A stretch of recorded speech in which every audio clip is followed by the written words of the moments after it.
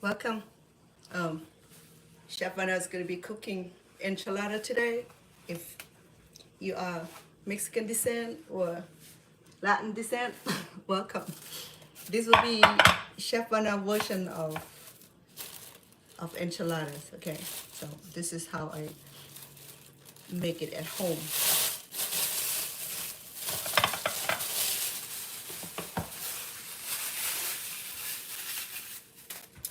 I got most of the ingredients started it early. I started earlier today without recording it because I was busy at home with grandkids, so therefore I didn't get a chance to finish it, but I wanted to finish it with you guys.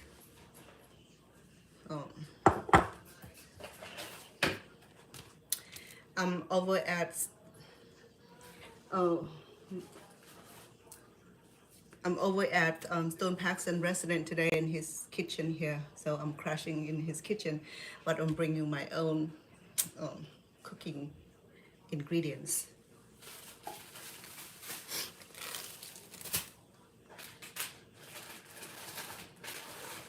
Here are some of the fundamental ingredients. I'm using rice tortillas because I'm allergic to corn. So corn tortilla is always best when you make enchiladas. But since I can't have corn, so I'm gonna settle with rice. Okay. I'm having on sarong today because I didn't bring my apron, so I can wipe my hand with my sarong. I'm not making my own sauce today, so I'm gonna utilize some of the already made sauce.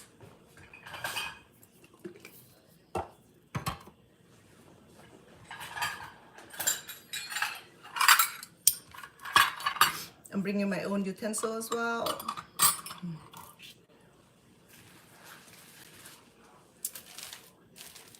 Oh.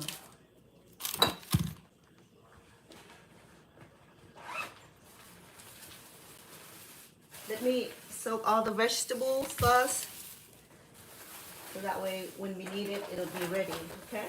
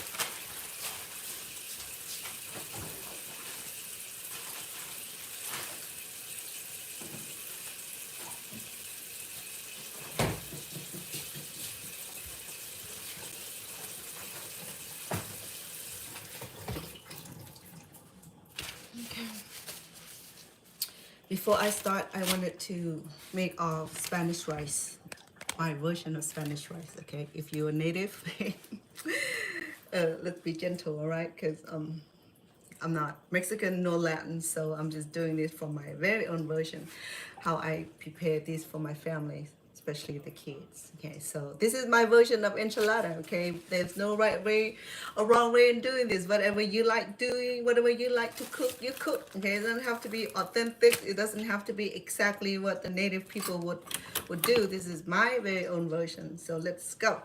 First of all, we're gonna cook our rice. To do that, I already measured. I have about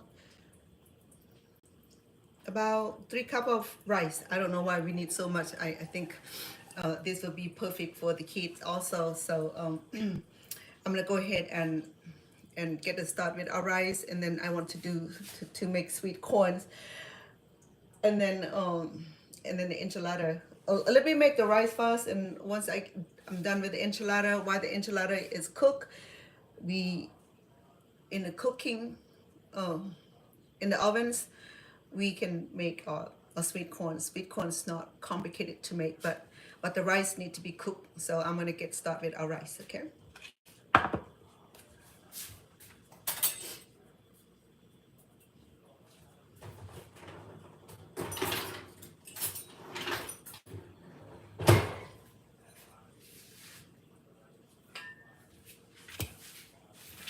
Spanish rice is relatively sorry.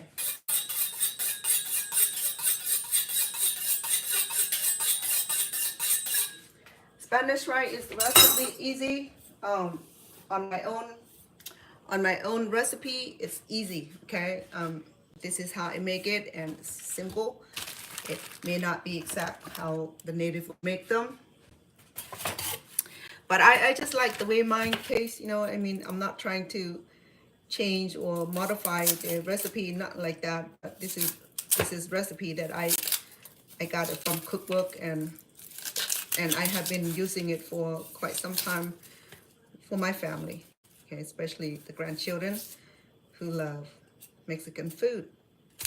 So again, because I'm allergic to corn, I can't have any corn product. However, I'm gonna be using the corn tortillas. First, I will need about half of this we got this onions here, small one. We're gonna dice it up. We're gonna saute it, and we're gonna fry our rice. Okay, and once we finish frying our rice, then we will cook this rice until it's soft. We're gonna put a lot of ingredients in there, okay, to make it taste yummy. Okay, sorry. I forgot my what do you call it? My apron.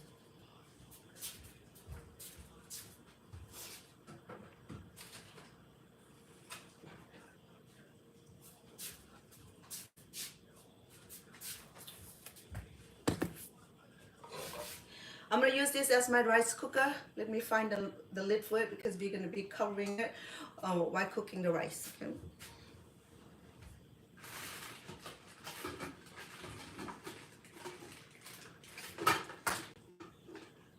In fact, I found the rice cooker. It's gonna be even faster. But first of all, let me saute the rice, and then we cook in this baby here. Let me rinse it.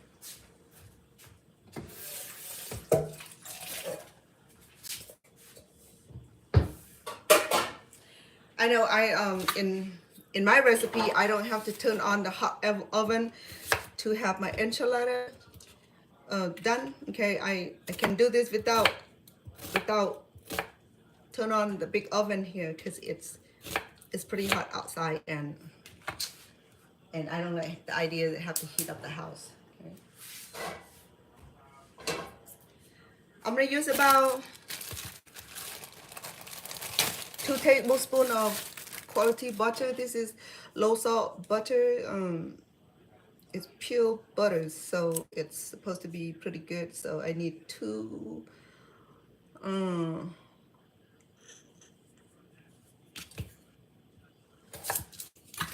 teaspoons, because we have about 3 cups of rice. Okay, So this is about 2 teaspoons here. And we're just gonna put it in the pot here. While I'm doing that, I'm gonna go ahead and dice onions. So, and then we saute this onion, and then we can cook the rice in it. And when we saute the rice, it'll allow the rice to get fluffy, very fluffy. So I want to do fine dice on the onions. Mama, now native Mexican folk and Latin or even Spanish folk, this is my version of enchilada. Okay, this is the Cambodian version where I cook this often for my kid. But this is the version that I enjoy making at home. So it may not be the grandma and grandpa recipe that you used to at home. All right. So I have half of the onions here. Okay, that's enough to flavor our rice. Okay, if you like more onions, you go right here. But that's all I would need for now.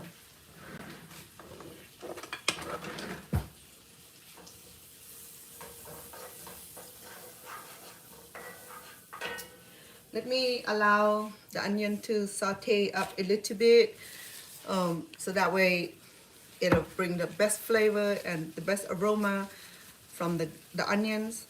Well, I can even add garlic into it, but for now I'm happy with the onions. Okay? So today we're gonna be using ready mix enchilada sauce, which is the red enchilada sauce, which is, it's that it's spicy, but not really. You know, for me, it's not really spicy because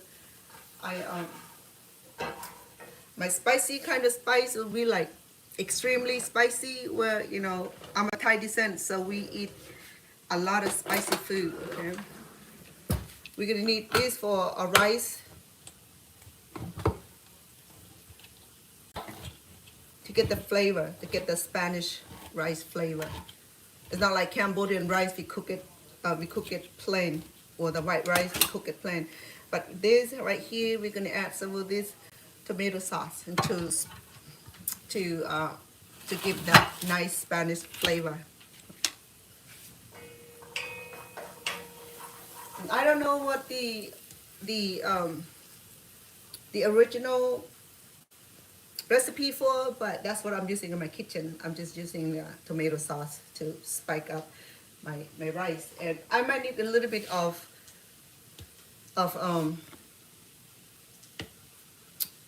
this seasoning blending here for the rice, just to give it like a real nice that beautiful Spanish rice look. Okay.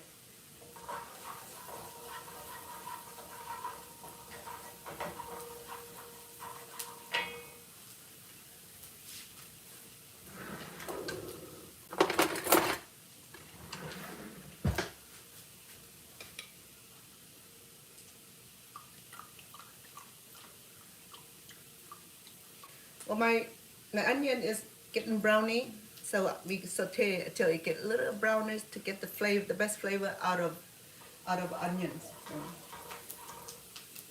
And then we're gonna saute this rice until it's still well blended, until it has a little fluffiness into it. Not fluffy, but it'll, when you fry this rice here, it's gonna have a very nice texture once we cook it. I might have too much rice, I may not cook all of it.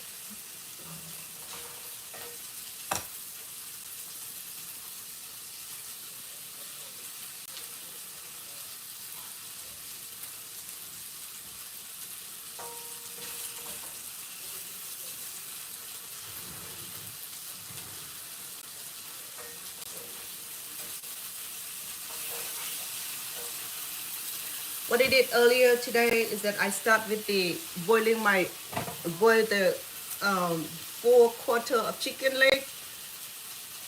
Okay. So if you want to use beef, you can have to boil the beef ahead of time until it's. If you're gonna use beef, then you're gonna have to cook the beef until it's tender. And if you're gonna use the chicken, then and boil the chicken until it's tender, and then strip the bone, and here's the meat. Okay, this is gonna be the meat for our enchilada. It's cooked, it's done, so you can eat this also. I didn't add any flavor because I'm gonna add flavor to this and the rest of seasoning, huh?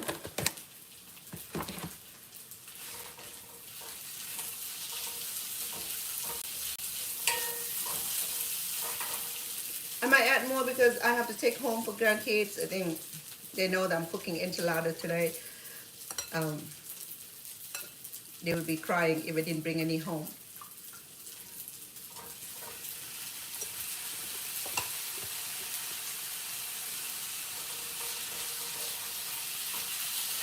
I also have elbow beans that I'm gonna be using for a side dish also today. Is that first I soak the bean overnight, clean, rinse a few times, and soak it with warm water, and then the next morning the bean would sprout out. It'll get tender, it get fresh, and then I cook this for about 3 or 4 hours until it's tender, and I'll show you how tender it is. I'm gonna be refrying this. Okay, we're gonna fry the bean. So I got it mushy up already. So, and I add some flavor to it. So what I'm gonna do next is when we're done with everything else, I will fry a bean. So it's gonna be the side dish of a Spanish rice. What else is side dish? And the beans, and then guacamole. I think that's all we have today. It's a lot.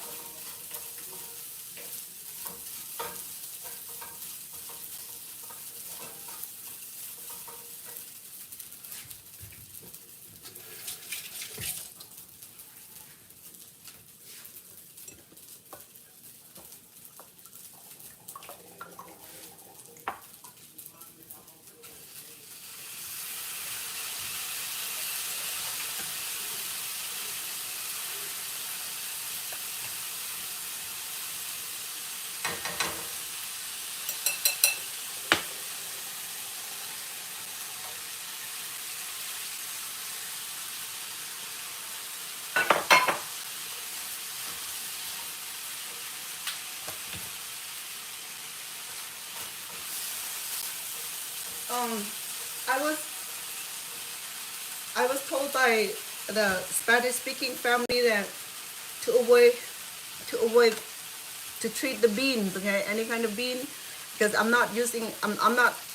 This is not bean from the can. I cook this myself. Okay, I soak it for overnight, and the next morning I boil it for a few hours until the bean become almost liquefied. Okay, it's not quite. I didn't mix it very well yet. Okay, so this is elbow bean, but it's already tastes pretty good already because I add some flavor to it. But what I do next when we're about to finish is that we're gonna fry this bean to give it extra flavor. Yeah. So I was told that if we soak the bean overnight, it'll avoid the gassy. You know how when we eat bean, we have tendency to have extra gas. So I was told that if we soak the bean overnight or soak the bean before you cook it, it will allow the bean to I don't know, it minimize the I don't know what causes gas in the bean, but anyway, it will help minimize the gas in the bean or gas in our stomach when we eat it. So I tried it a few times, you know, I mean, it does work, but some people who are real sensitive and the stomach is real sensitive, it may not always be working neither.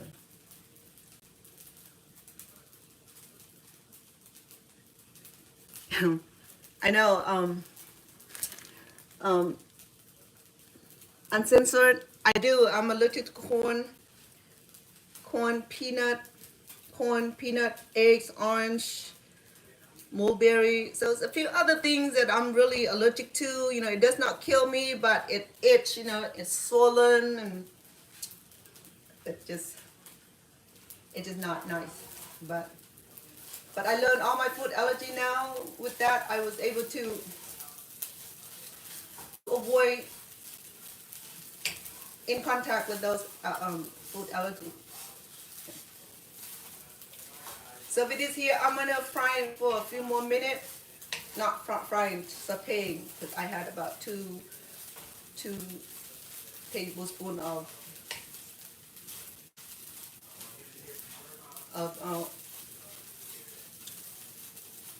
quarterly low salt butter. Okay, if you're gonna eat butter, make sure that you get good butter.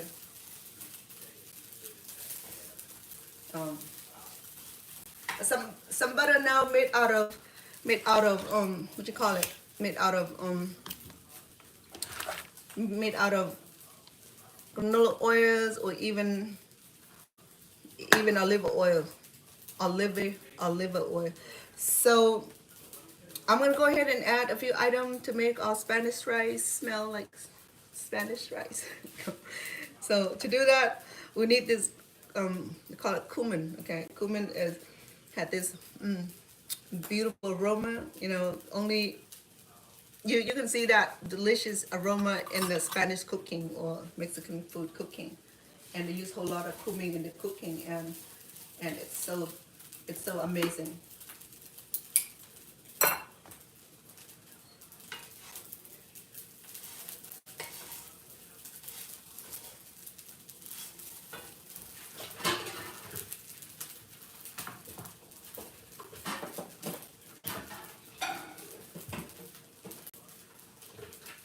I'm gonna boil the water already. I think there's about 3 cups in there. It depends on how much water we need. We'll measure it, because I know how much water we'll need once we put it in the rice cooker.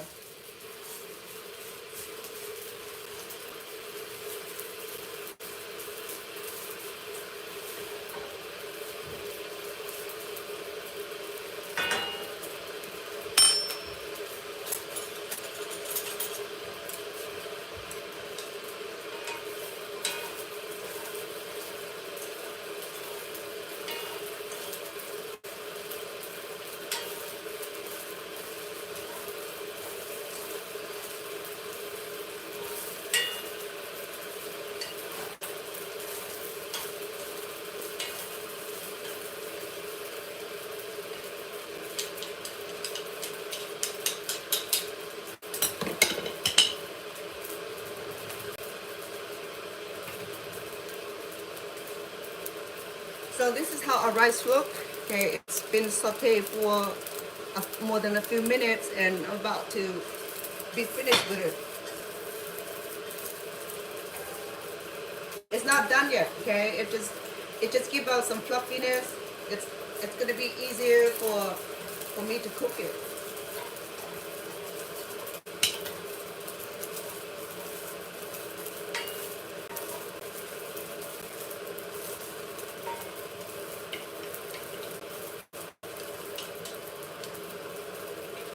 Now it's good time for me to add about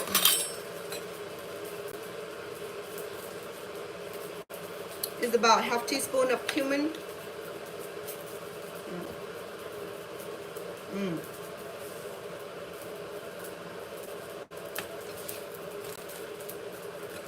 And I'm gonna use some of this sauce here, chicken tinga seasoning blend. Okay, so it has a beautiful blend of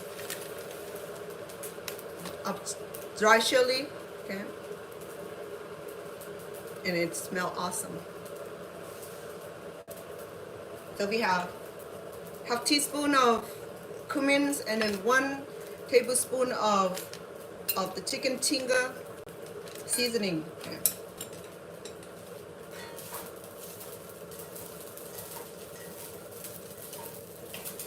I hope it's not hot, because somebody will be crying.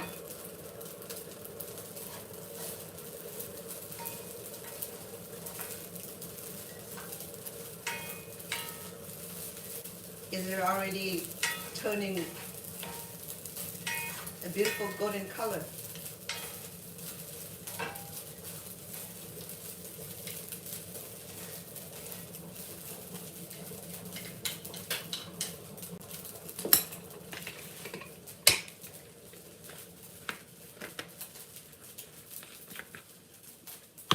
because it's going to be the Spanish rice, we're going to add about half cup of tomato sauce right here.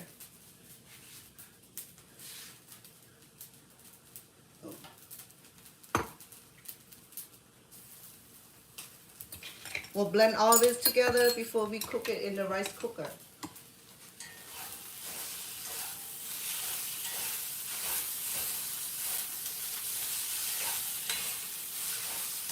And we're gonna add one tablespoon of chicken bouillon or nor.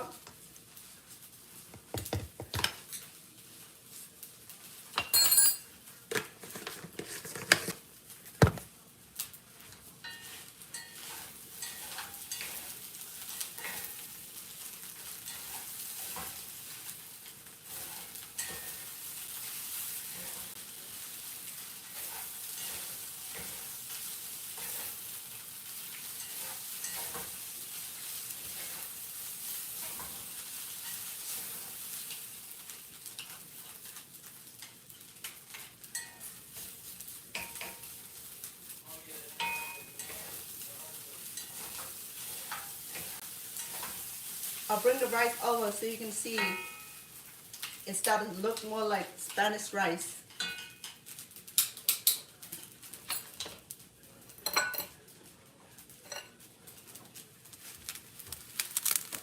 Are you good?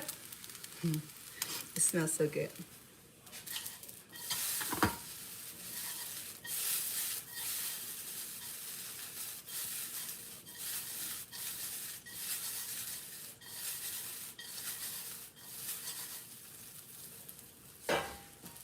It's not done yet, but it's halfway done, and it tastes good. From now, we're gonna be transfer this into the rice cooker. I can cook it onto this pan also. However, I want it to be hand-free, so I'm gonna go ahead and transfer it into this electric Asian rice cooker. It's fine, okay? I mean, it's no right and wrong to do this thing. So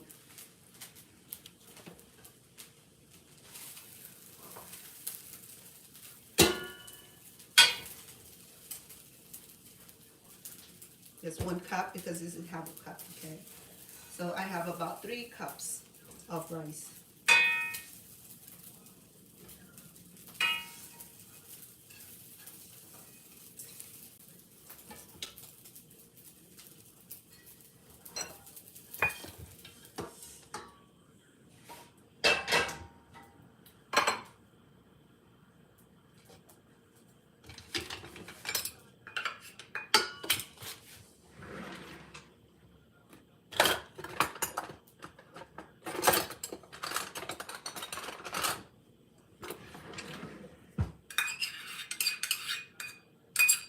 And I'm gonna set it down in the pot.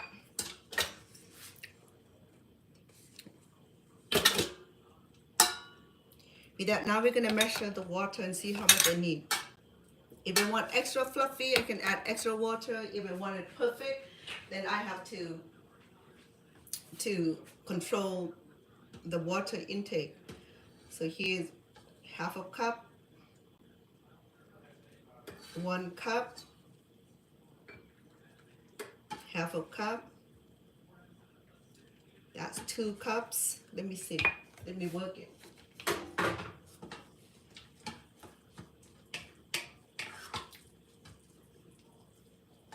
So it's not submerged yet. So in Asian cooking, we will submerge the rice and about that extra water that we need. But because we already pre-cooked this rice, not pre-cooked, because I already sauteed this rice, half done.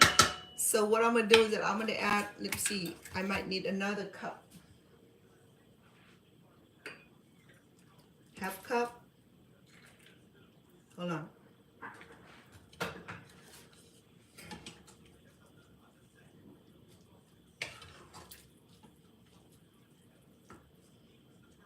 So it'll be about 3 cups of water altogether, equal 3 cups of rice, 3 cups of water, and then that's because we already saute our rice is almost done. Okay, so if we put too much, it will be too, it'll be like porridge, and we don't want porridge. We want nice fluffy rice.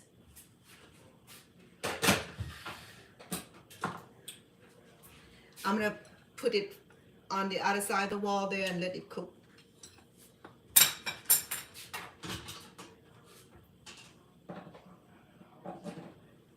I don't know how long it's gonna take ever, because this is automatic rice maker. It's gonna say when it's done. It's the gauge will pop up, or the indicator will pop up once it's done.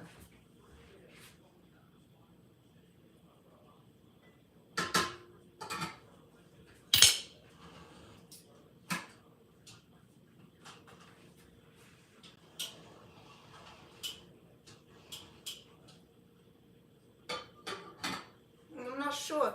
It looked a little dry, so I'm gonna go ahead and add me another 1/4 of cups, okay?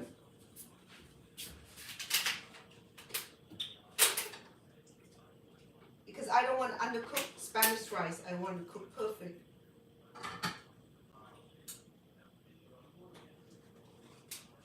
I have 3 1/4 cup of rice. And if it's still undercooked, I can modify and add more rice, add more water to it. Okay, now we done with the rice. I will go ahead and want it to comprise enchilada already. Once it's done, I want to cook it in the portable oven over here. Let me turn it on.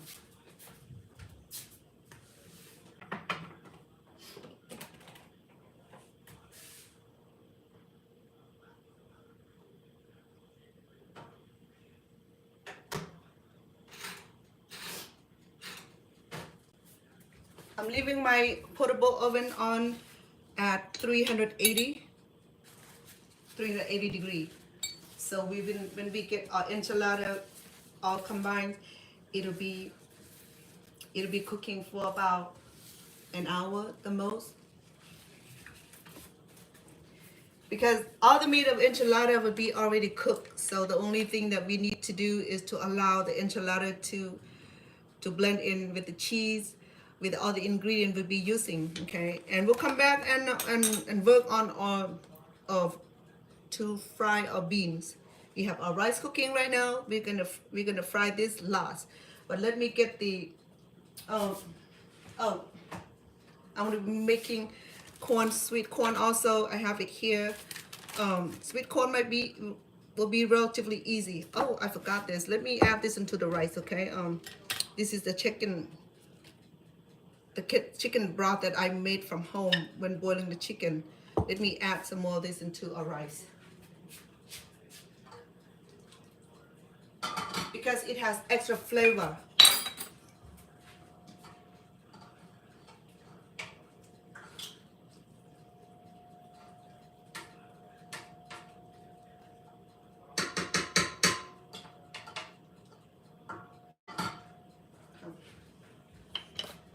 This is the chicken broth that I made from boiling the chicken. So I have 4/4 of chicken legs, and I already clean boiled and stripped it. Okay, so now it's just pure meat here. Okay. So to cook our meat, I needed to get my onions. I might need more than half. Okay, I'm gonna use the whole onions here. Let me peel.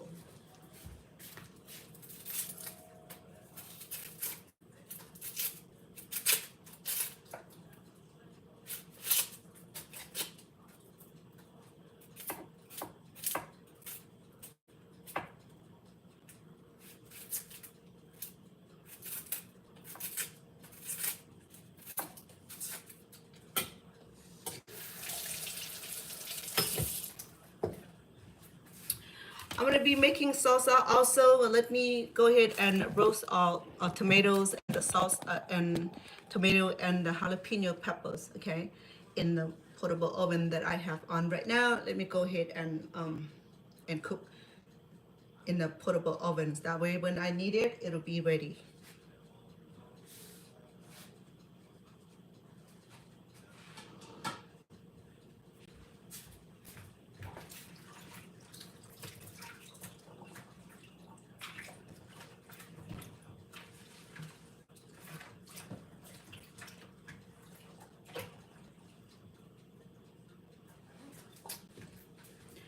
Our salsa today would be low. It's not too spicy because he can't eat spicy food. So I'm gonna do um, 2 large tomatoes. This is Roman tomatoes. Okay, I have 4.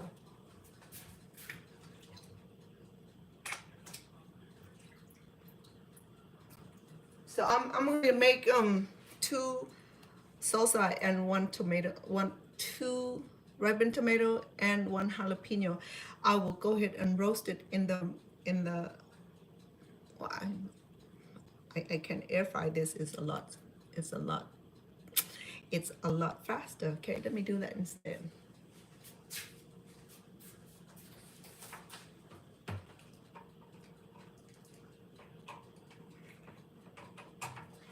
It'll be nice to cook it on open fire because I don't have access to open fire today, so we're just gonna air fry this.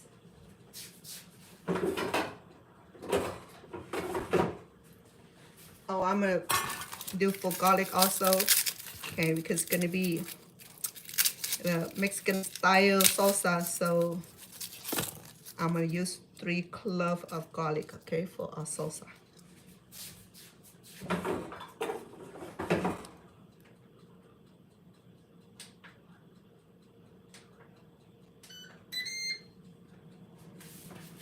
So I have rice cooking on the rice cooker,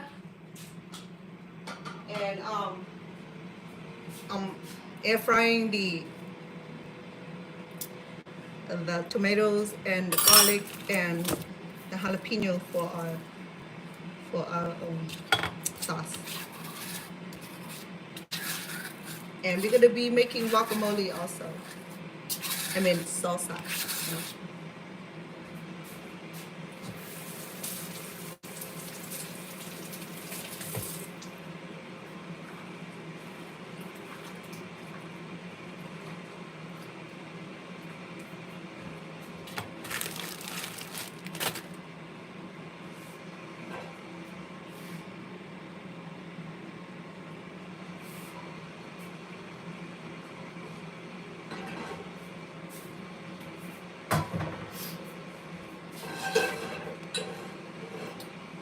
To cook our enchilada meat, I'm gonna go ahead and turn on the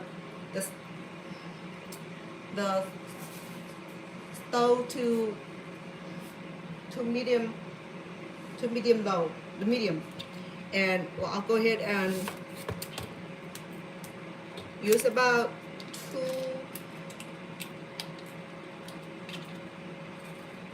2 tablespoon of butter. You can use cooking oil as well, okay? There's no right or wrong to do this. But I just like that creamy taste of my enchilada filling, the chicken. Now I'm preparing the to marinate our meat with this delicious sauteed onions. You gotta get that beautiful aroma going. So make sure that it's fine diced, okay?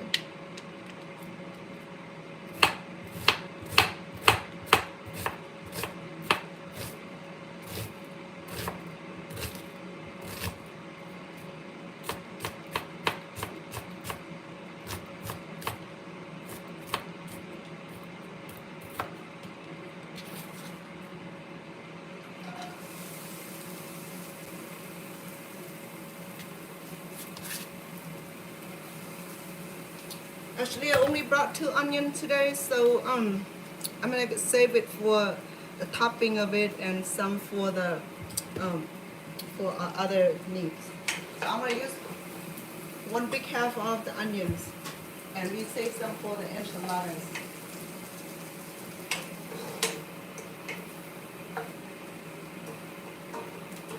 I'm gonna, I'm gonna, I am going to saute the onions until it turns a little brownish, so that the onion will release this beautiful aroma of the garlic and onions. In fact, I can add some garlic here too.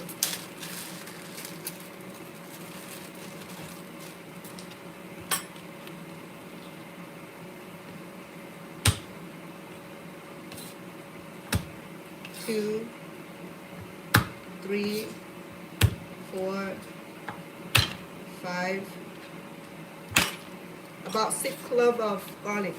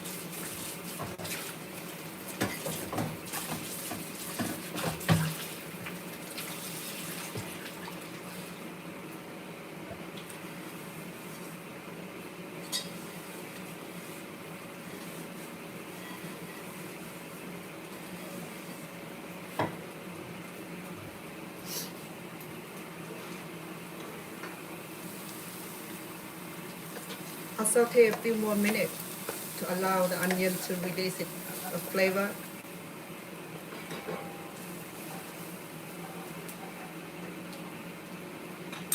Let me check on our rice.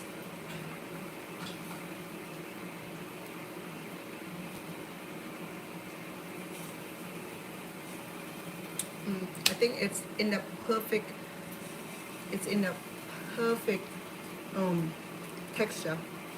Not too mushy, not overcooked, not undercooked. It'll be just perfect.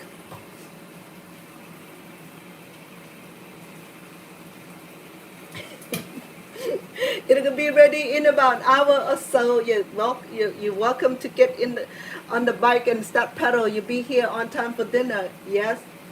Um, Shane, come on over.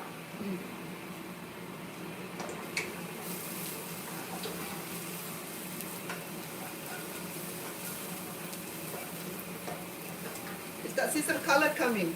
It's getting a little brownish.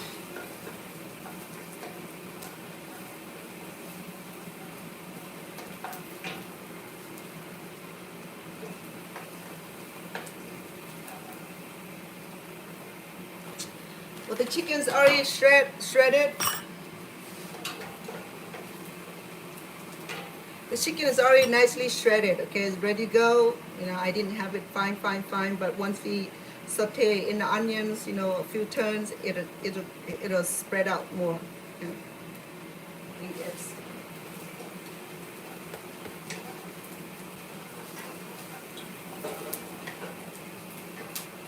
So I probably have about 6 or 7 servings out of the chicken.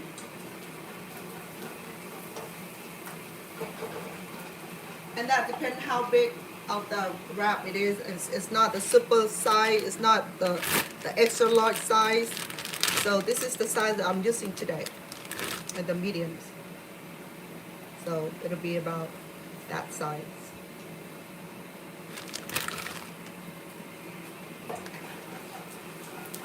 Hey, it's coming, look at that. It's turning golden brown.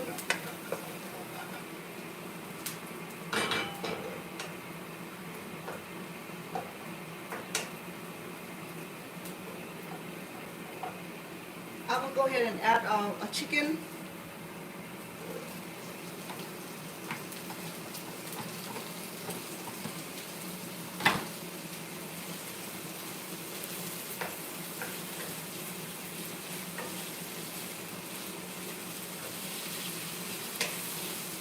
I'm not gonna stir it hard. I want it to still have the the chunkiness of the chicken pieces. Okay, I'm gonna go ahead and add the cumin. I'm gonna do about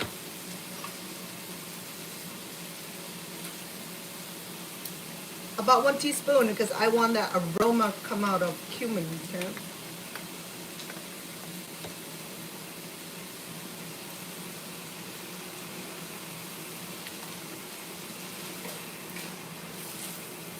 Smells so good.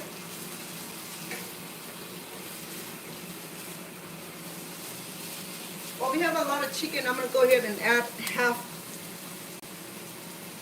half of the teaspoon. And I wanted that nice aroma. There you go. So we have 1 tablespoon, no, 1 teaspoon, and then a 1/4 teaspoon. So that almost 1 tablespoon. I mean, there's 1 teaspoon and 1/4 teaspoon. How much is that? It's not quite 2 teaspoons.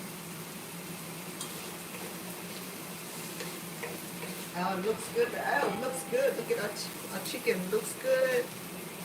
And it smells awesome. It's starting to smell like Spanish kitchen. I'm gonna add the chicken bouillon here to get extra flavor. I'm gonna do about one tablespoon, and I'll sample it and see if I need extra. Then we'll add salt.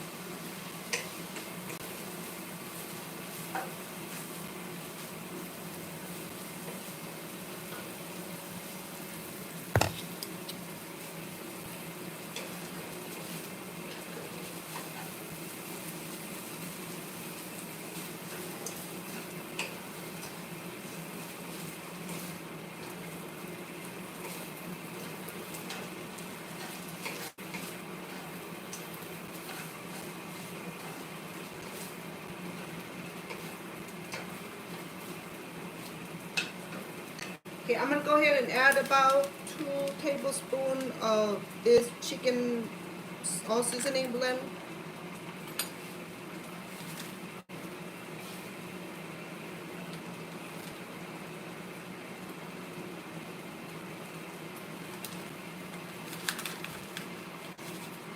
I'm not sure this is hot.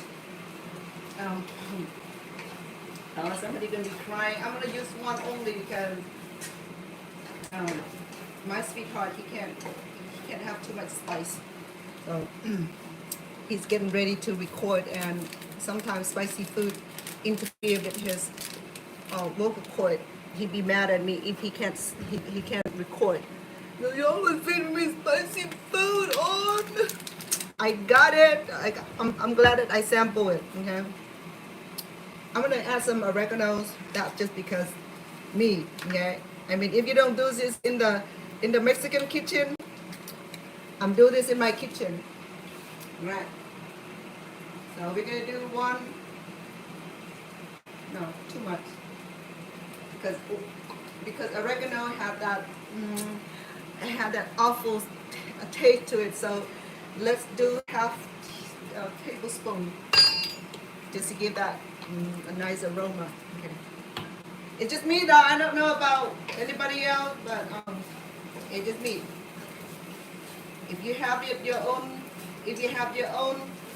recipe, good for you. I have my own recipe. Let's put it that way. Okay, let's leave it that way. And of course, I'm gonna add some of this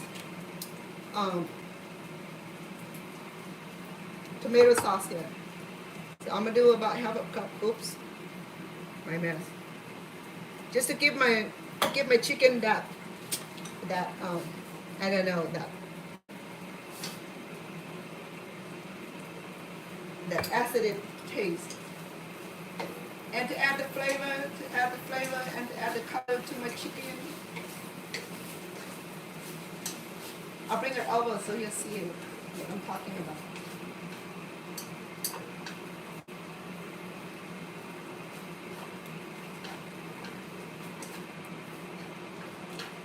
not a bad idea.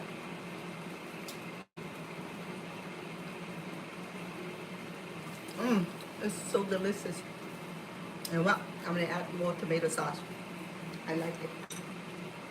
So I'm gonna do, altogether it would be about 1 cup of tomato sauce. And hopefully I'm not overdone it. If it is, then too sad, too bad. Somebody gonna eat it.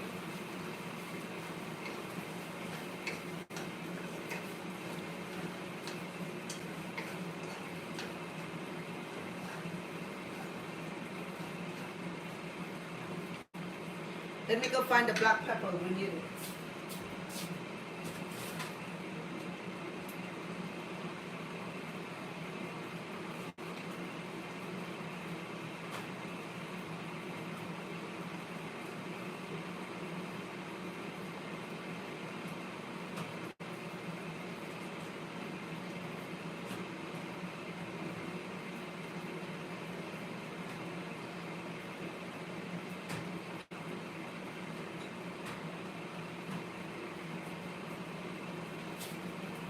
I kid you not, I gotta find the black peppers. I'm not gonna suffer myself.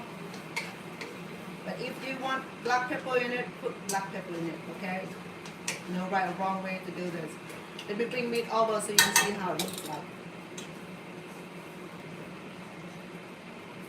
This is gonna be our enchilada fillings, okay? The sauteed chicken.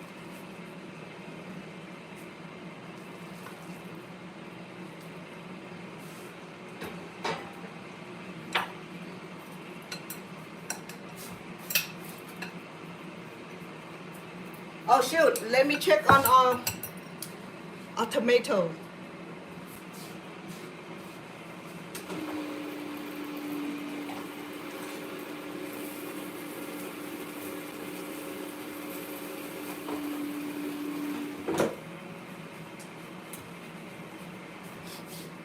Oh, that air fryer right there, it works so perfect on tomatoes, so I'll give it about 2 minutes more.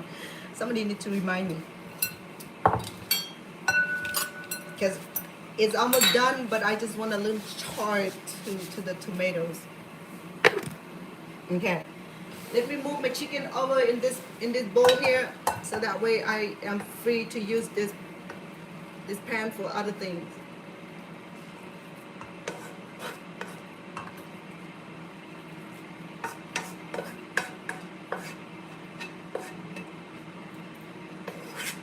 I don't have to clean this, okay? I mean, I'm gonna use it to warm up our enchilada sauce.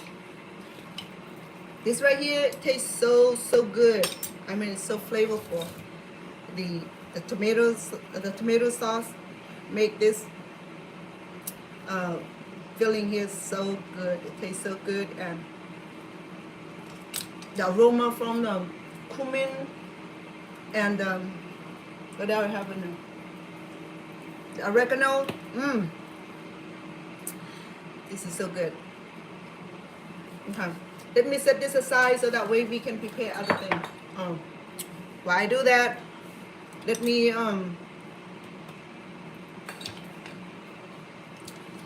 go ahead and open up our sauce. Now the enchilada sauce it's your preference, okay? I mean, I'm not endorsed by this brand here, but this is a brand that I'm using for my family. It's already clean and done all that beautiful cleansing already. Okay?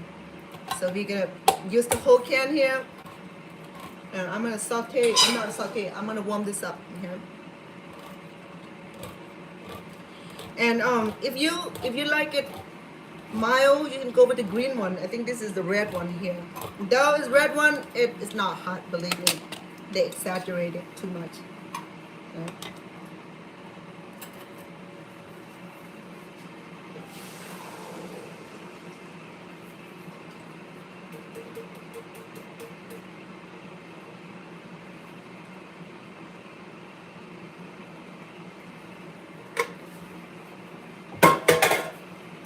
The enchilada sauce, I think it's... Did I do that? Look at that. I'm just wiping to my pants. Let me move. It's over like that. There you go.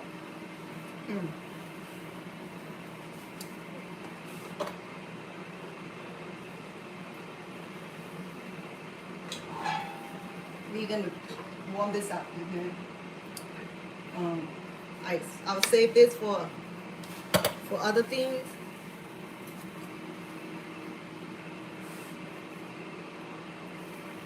The thing about the enchilada sauce is that it doesn't have any flavor right now. It just bland with kind of sour-ish flavor. To do that, I'm gonna add some chicken bouillon. Okay. We'll add some flavor to it. That way, it have a nice flavor. It doesn't have that blanchy of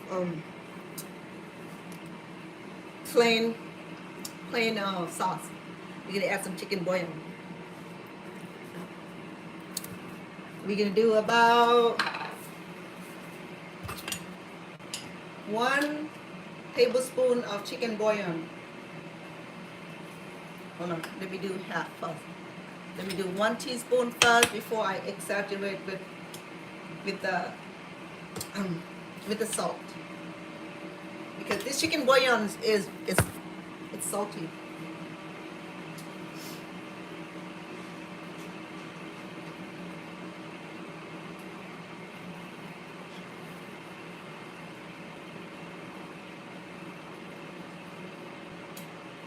Not bad.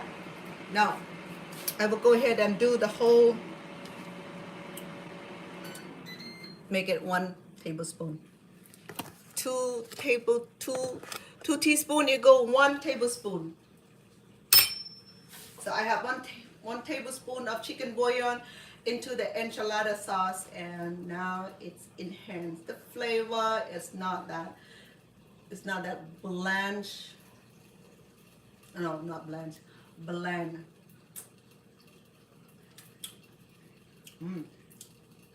Now it's cooking. Let me rinse my hand because I am.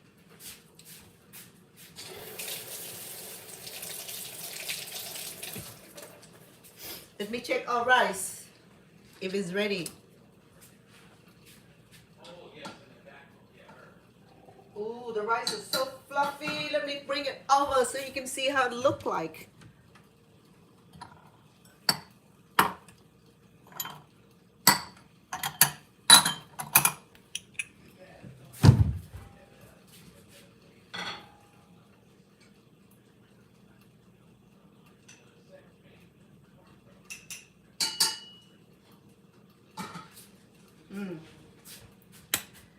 Oh, look at that. Look at it's beautiful texture. First of all, it's fluffy. Let me see. And the flavor is out of this world. Wow. Good job, chef. You know what Chinese do? That's what Chinese do. Wow. Chef Anna's not Chinese. Well, maybe I am. My great-great-grandma's from China. I trace back about 7 generations up. My great-great-great-grandmother migrated from China. This Spanish rice right here, I can feel the cumin, the perfect blend of cumin and tomato sauce. I didn't put garlic though. I don't think I put garlic. I put the half of this onion. I sauteed it to the perfect. I sauteed the rice, and then we transfer into the rice cooker and we cook it for. Wait, I mean that thing cooks so quick. Yes. Let me get a new pair of chopsticks because I did lick on this one already. So there you go.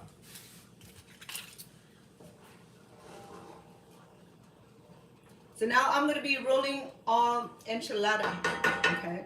Let me get some of this item out of here first before I have my accident. You know that I'm prone to too many accidents. So I'm going to move this away out of my way for now until I need it.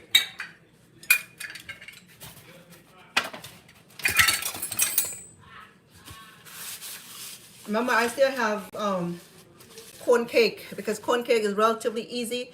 what I need to get it done is the enchilada portion, wrapped it, put it in the portable microwave. Back over there, that portable microwave is about this big. I don't want to turn on this microwave, not microwave, this oven here because it's gonna heat up the house. Because today is very hot here in Las Vegas, so I don't want to like create any more heat for his house. Oh, and I need a fan somewhere here too. So I have my portable oven turned on at 380 degree. That's where we're gonna bake our enchilada with, okay? So to do that, I will need a plate. I have my baking pan here. I'll fit as many as I can. If it's not, I'm gonna leave this for Bong, so he can have it for his dinners and breakfast, whatever he needs to be. So we're gonna ladder up. Let me rinse. We're gonna ladder this with the remainder of the. Oh, here we go. Blind by nature.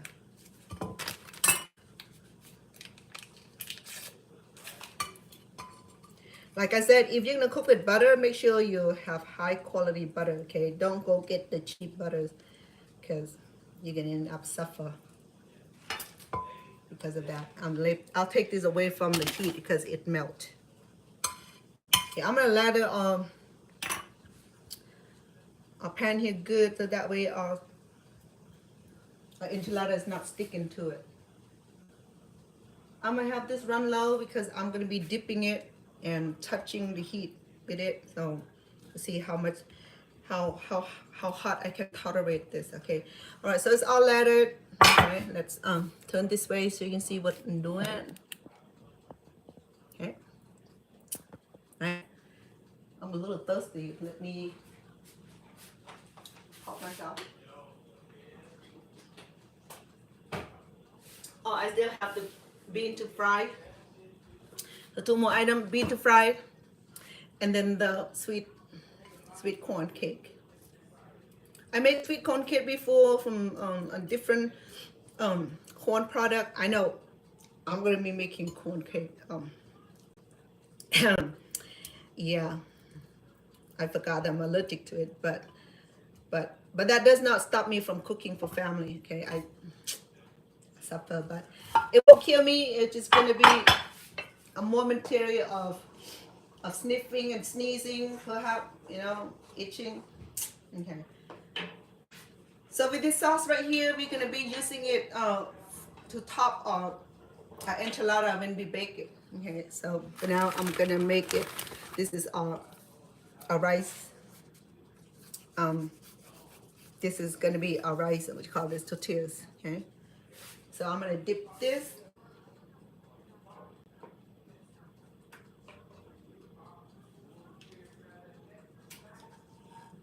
You dip in the heat here, it allows the what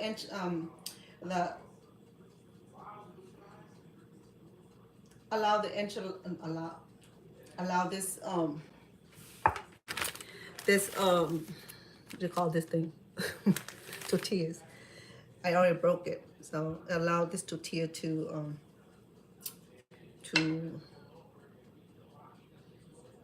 get softened. Okay. Oh, let me get the cheese. Don't let me forget the cheese.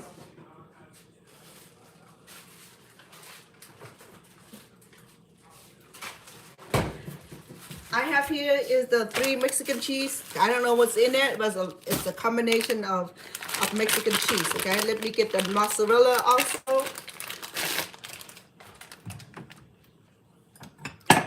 Because my grandkids love mozzarella on their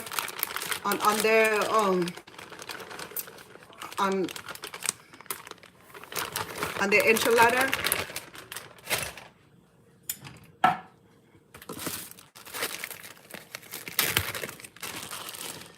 And I love them too. You know, I love extra cheese in my enchilada. Sometimes I just make cheese enchilada, period. No question asked, you know, I mean. So I'm gonna go ahead and lay some well, this one kind of broken. Let's see if it's gonna work. Okay, it ripped. I'm gonna lay down some of our cheese already. We're gonna lay some on the top. We love cheese. We cheesy family. Okay, so let me remove this so you can see it.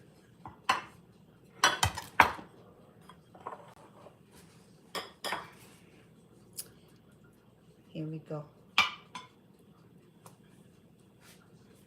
Looking for my chopstick. Yeah, so Mexican people don't use chopstick, but I do. Here we go. We're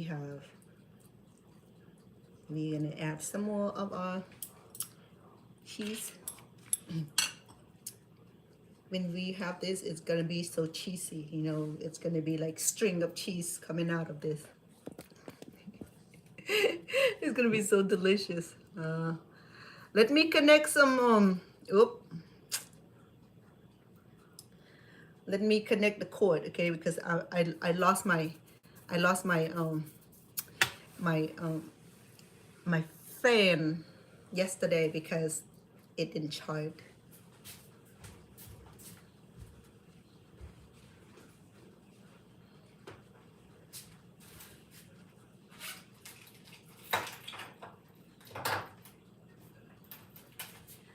I know. You would say, yeah, you have all night charging it. Why don't I charge it? You got it. I'm not going to argue it at all. But I don't like charge my phone overnight. You know, things happen overnight.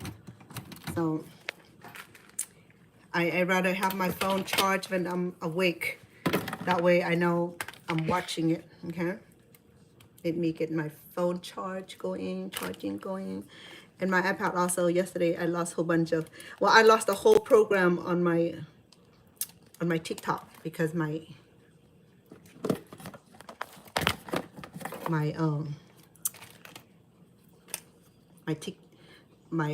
iPad died. Oh, this porter had 2 spots. Oh.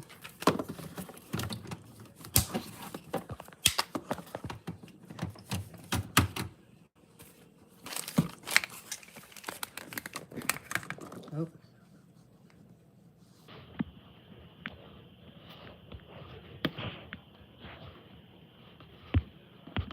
What I do? Sorry about that. TikTok. Not sure. It's not a TikTok. I think it's the the YouTube. Let me move you back a little bit so you see. When I charge, I need to raise it up. That way my charger is not in the way. Oh, shoot. I think you can see, huh? Let me move you back a little bit.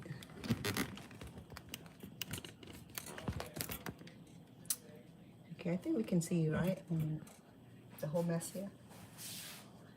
Let me wash my hand.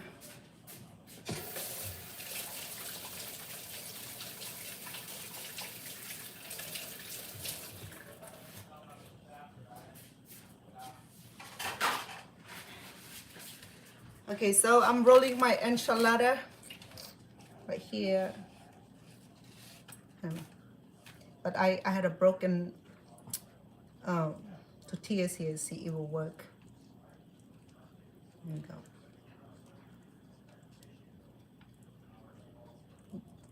Remember this? We did the egg rolls. So.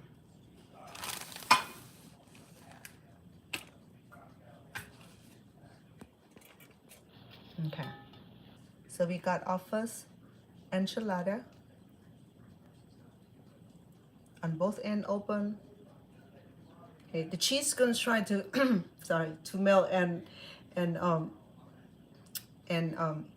dangling over here. So we're gonna put in this baking pan here that I have ready for.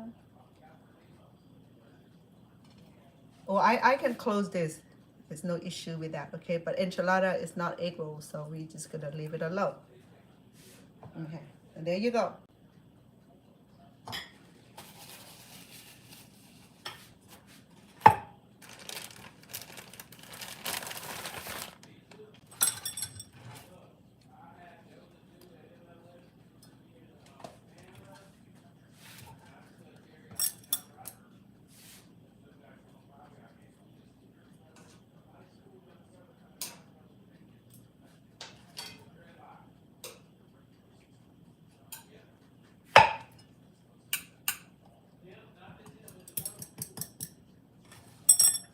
I have a lot of Spanish Mexican friends. Sometimes I visit them at home and they make theirs a little bit different. But I got the concept, you know. Okay, here we go. Mozzarella cheese. Oh, it's gonna be cheesy. It's gonna be so much cheese on this. Yes. Gonna be very cheesy. And lay our meat over, just like we rolling the egg rolls, Chinese cooking, Cambodian, Thai cooking. Okay, so we add a little bit more cheese. That because we want this enchilada here to fill with cheese. That's it. Cheese, cheese, cheese. Okay. So this already been soaked in the sauce and it's softened. And this is one serving, okay? And if you're a big eater, go ahead and help yourself with two. If you're a small eater, this will be good. One serving. So it's in this. It might fit 4 in here. Okay, let's do a couple more and then we'll bake this. And then once I'm baking this, we will turn attention to make sweet corn. Or yet, I still have the fried beans that I need to take care also.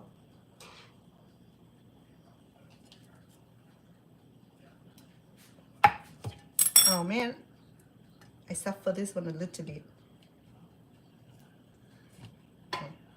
Okay, my cheesy friend, let's go in there. This is gonna be good. Some people said they don't like cheese. Hey, you know what? This is Mama. This is my own versions of enchiladas, so I don't care what anybody say. This is what I feed my family with. So they're happy with the cheese, and I'm happy when they're happy. So that's all that matters. It does not occur to me a bit. It's not gonna hurt my feeling. You said that's not the way we make enchilada. I got it. I understand perfectly.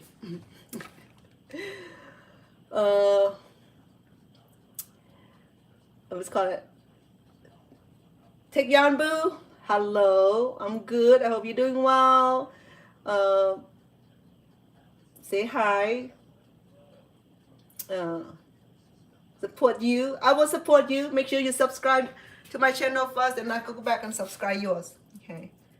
All right. Our chicken is flavored. Oops. More cheese, please. Don't forget. Cannot do that. You cannot do that. The cheese is what makes this enchilada so good. Yeah. Do not leave the cheese out. I don't care about anybody else say, but do not leave the cheese out. Put it in there. You'll love it.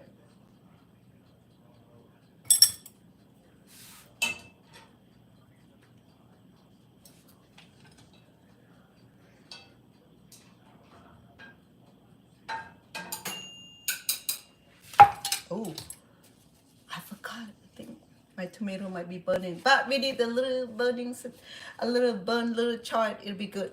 Give me 1 second, please.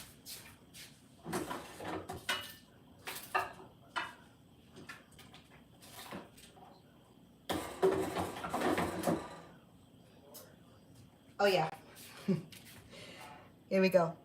Oh, you know what I'll make this with, right? So this perfect roasted, the garlic, the lonely jalapeno. If I will put 10 jalapeno and I'll suffer eating it. We'll come back and make that last. Okay. Cheese, please. Lay it all down. The chicken.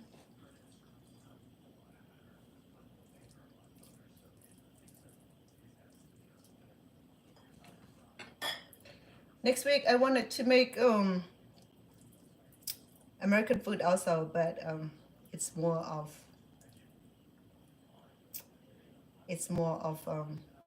Italian food. I wanted to make something that you're familiar with. Okay.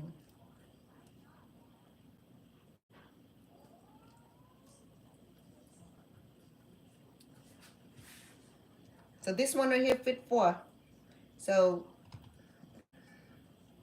it's perfect. It's 4 in here. It's perfect. Let me wash my hand. Oh, yes, I do. This is gonna be for the salsa. Okay, we make salsa so that way we can add a little bit on the rice or on the on our meal here, main course here. Okay, and because I'm gonna make guacamole as well. My version kind of guacamole. Okay, so here we go. I have my enchilada here. I'll add some liquid to the bottom of it. Okay, so that way when we bake this, it won't burn. Okay, let me measure it. So, my bad. I lost my let me put it back on. Excuse me, please.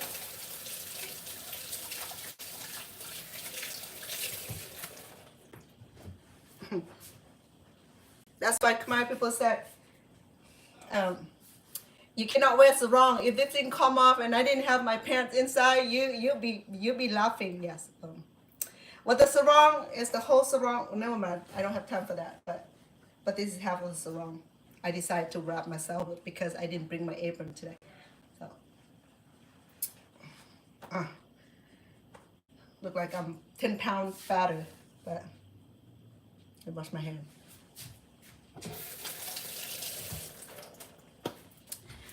We're gonna do about half a cup of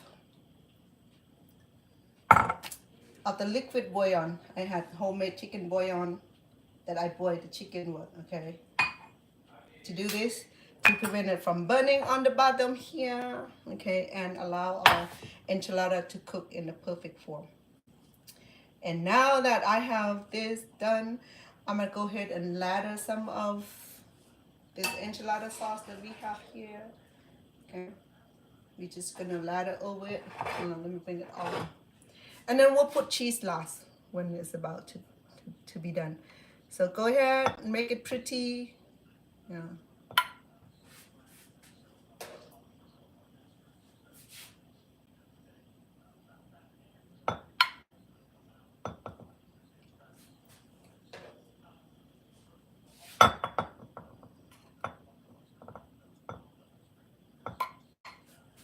This is it goes so well with the cream cheese, extra cheese on it, and then what else? Guacamole, yes. And our life is gonna be happy life because we're gonna eat Mexican food made by Chef Butter. Okay, let me go put this in the portable ovens. I had it turned on to 380 degree. Okay, we're gonna bake this for, you see, if 30 minutes will do, if not, we'll do 45. Okay, one is bubbling, and that the chicken, everything is already done. Okay, the sauce is done. The only, well, this is done also, so nothing is raw in here. Save for, we need to get cheese to melt, and need to get the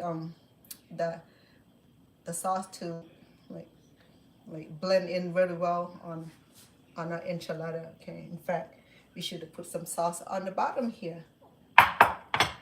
To do that, cleverly, we'll put extra and use the chopstick to separate it and allow the sauce to seep to the bottom here. Okay. It looks so good, so far so good. Okay, let me. Okay, let me go bake this for 30 minutes first. Okay. If it's bubbling, if it's cool, we just gonna let it cook for 30 minutes. If it's not, we'll do another 5 or 10 minutes until this is done. I mean, it's done already. Just say let the cheese melt.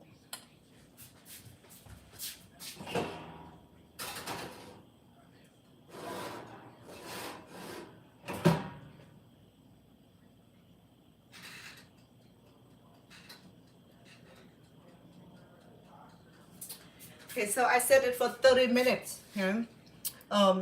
When it rang up, we will know that it's done. Okay? And because I'm not cooking the whole thing today, I'm cooking 4 servings for my sweetheart, and the rest of the cooking I will take it home and cook for the kids. I didn't bring the whole tray, and I don't want to prepare it ahead, so I'm gonna pack everything up and take it home and make it for the grandkids and the family.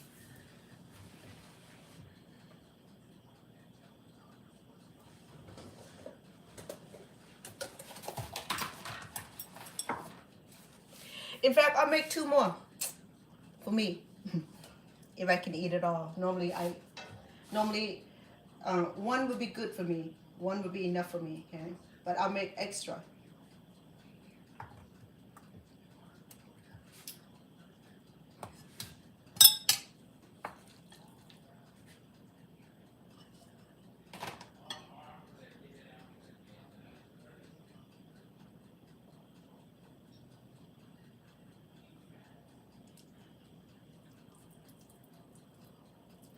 I want mine smaller. Oh.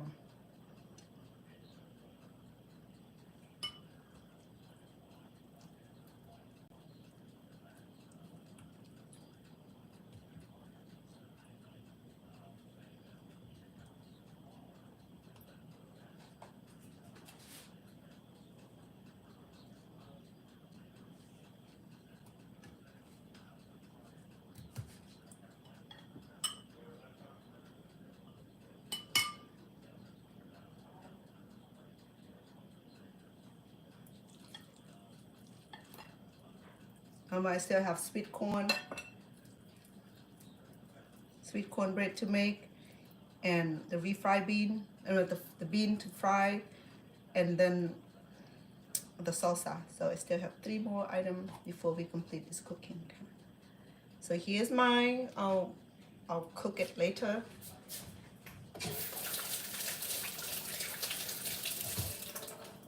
In fact, let me do it now. I'm gonna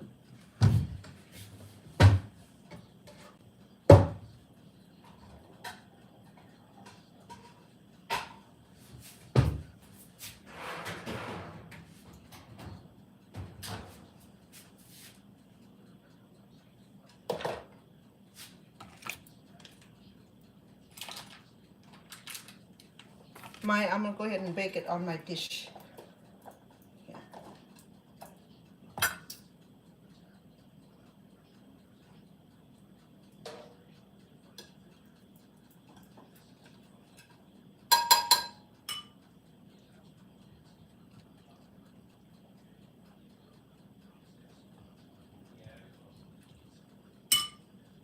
That's a lot of food right there. I don't know if I'll be able to eat it all, but I can eat just one.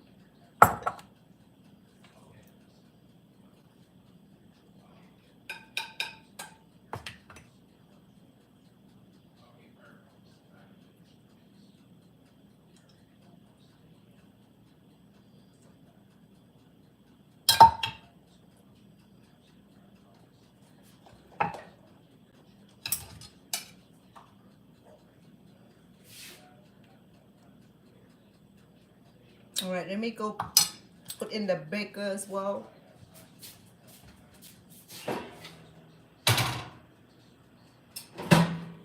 No, I'll wait because it's full right now, so I'm gonna wait for that. Okay.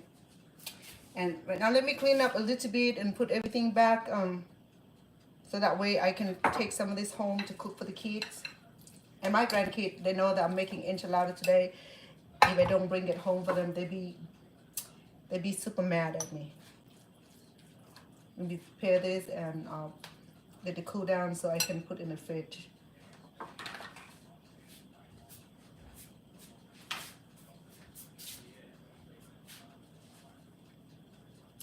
I'm gonna leave my cheese out because we're gonna be using this for our enchilada.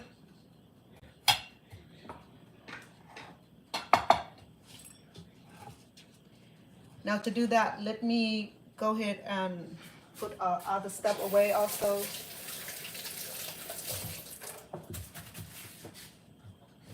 You know what? I'm not gonna worry about that. I'm gonna do this later.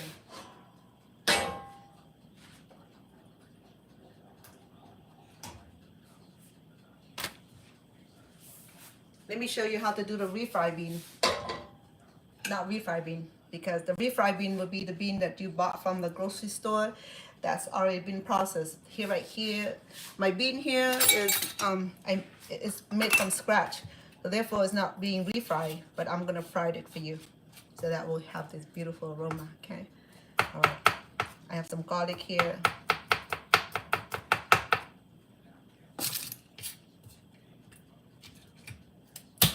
I use about 2 cloves. I'm gonna go ahead and turn on the heat to medium low.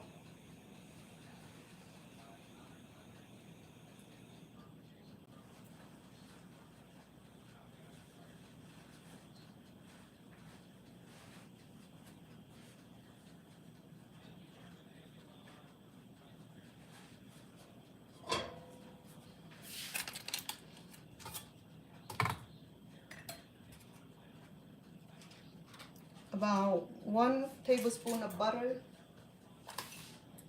and then I have 2 cloves of garlic that I'm gonna go ahead and dice it.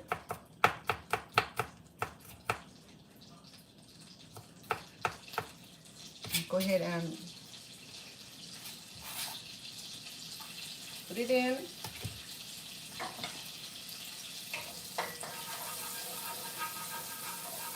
I'll do medium low because I'm still have to dice this. Hold on. That's in your way, huh? Sorry about that. Oh. I'm gonna go ahead and dice this onion. We can use about half of it, okay?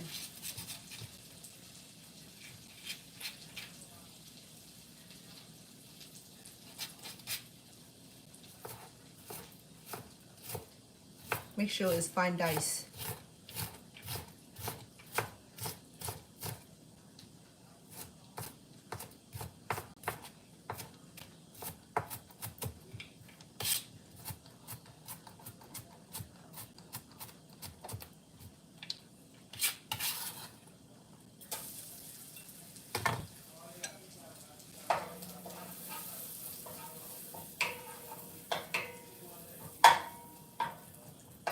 I'm gonna let the garlic and the garlic and the onions saute. While I'm doing that, I wanted to refine beans because I cook it with the shell, and the shell is perfect, you know, for people who had good teeth and wanted extra fiber. You could, but I thought to refine it will give a very nice texture. And to do that, let me try it first because I haven't done this before. So.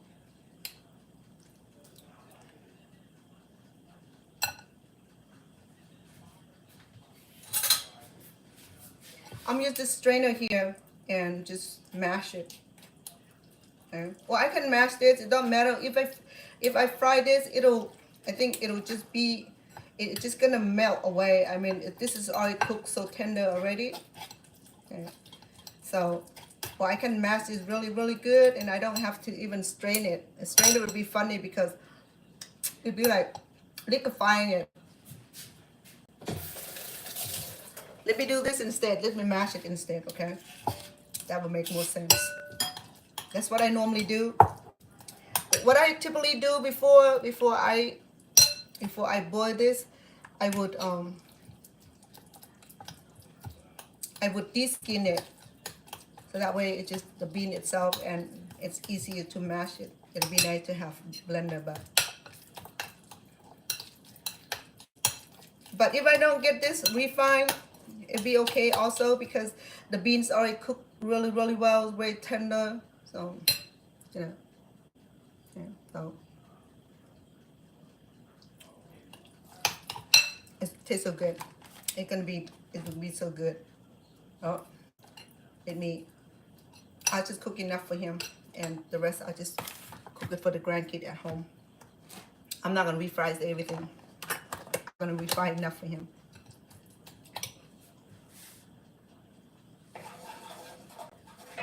Not refry, I'm sorry. I keep saying refry because it's not refried bean. This is actually bean that made from scratch.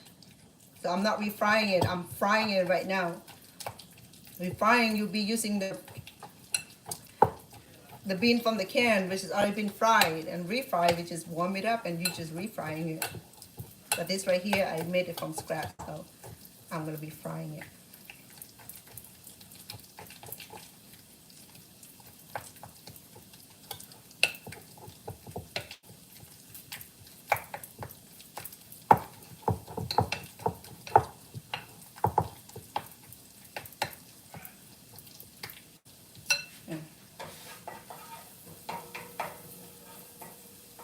my onion a minute for it to roast.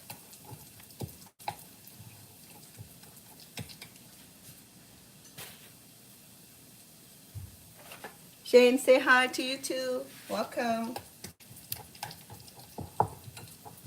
I know it's hard for me to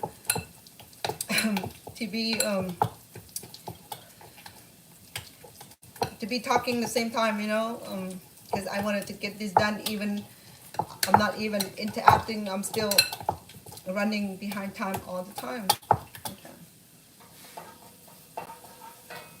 So I mashed it pretty good. It looked smashy.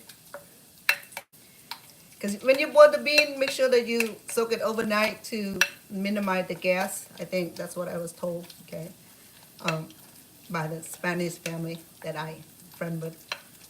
And I did that also, you know, see how it goes. And and then you boil this until it's soft, okay, soft that you be able to mash it like you do mashed potatoes. Okay, so I'll go ahead and refry this because when I boil this, I already add some flavor to it. Okay, so all I need to do now is just refry this.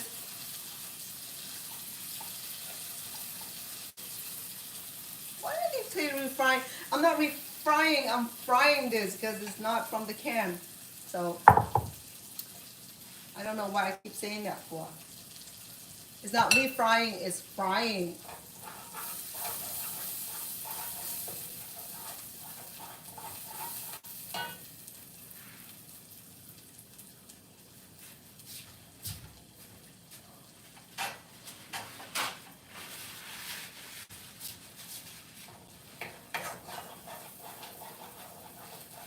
When I fry this, allow the excess juice from the bean to evaporate a little bit, okay, to give it a nice character.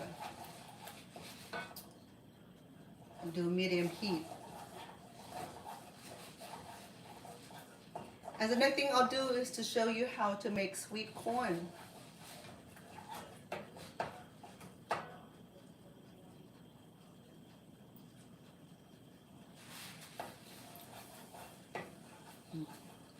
So delicious. You know, I love legume. Legume is a fancy word for beans. If you're vegetarian, you know what I'm talking about. If you're vegetarian and you want to make enchilada, vegetarian enchilada, you just do the bean only. If you don't want the cheese in it, leave the cheese out. Or you can do the imitation cheese, whatever fit in your lifestyle, you go ahead.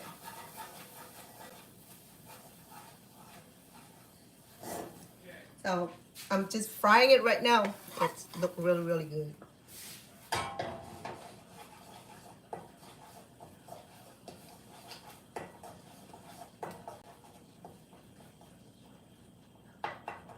Wow, amazing. Let me get a new bowl for this.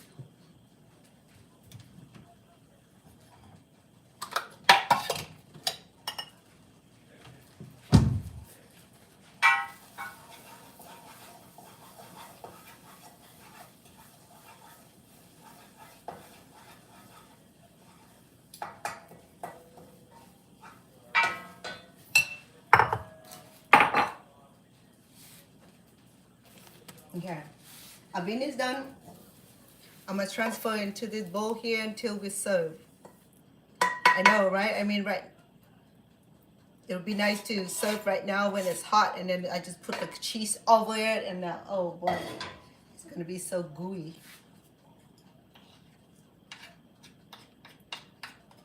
I'm gonna use another bowl to cover it, because do not cover your hot food with the plastic, okay? Just do another bowl over.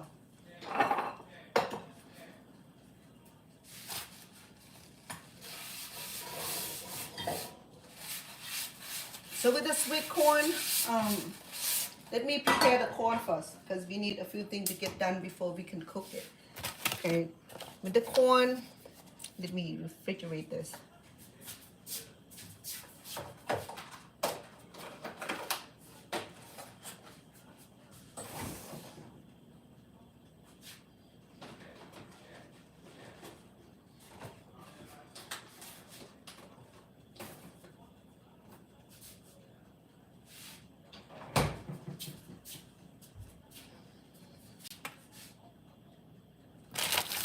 For the sweet corn, I'm following the instruction. I need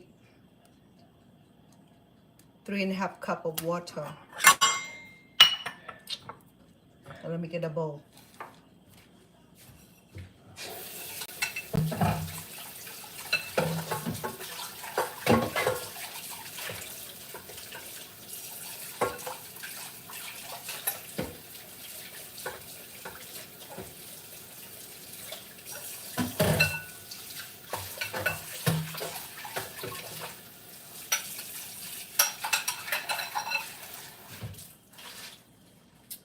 Okay, so this is corn, the product that I'm allergic to. But if you see me sneeze or coughing, that's because I'm allergic to corn. It won't kill me, but it'll do crazy stuff to me.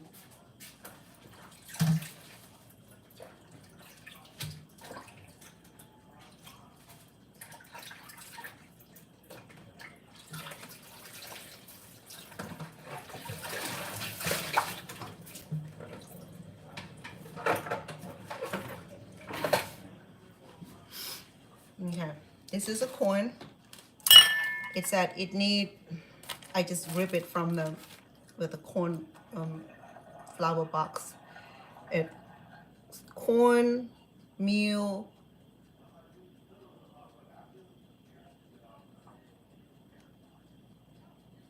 mush. I made cornbread before. It was okay. Okay, so I will need 3.5 cups of water divided, 1 table of salt, and 1/4 cups of this corn flour here. Okay, so to combine, I will need 2.5 cups of water.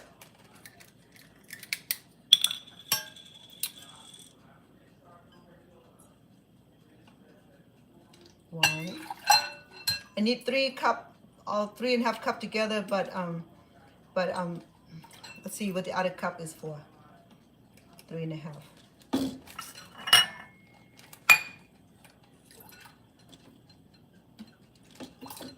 Okay.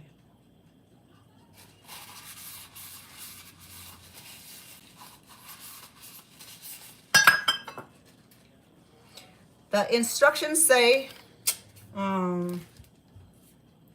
combine 2.5 cup of water and salt. Where's my salt?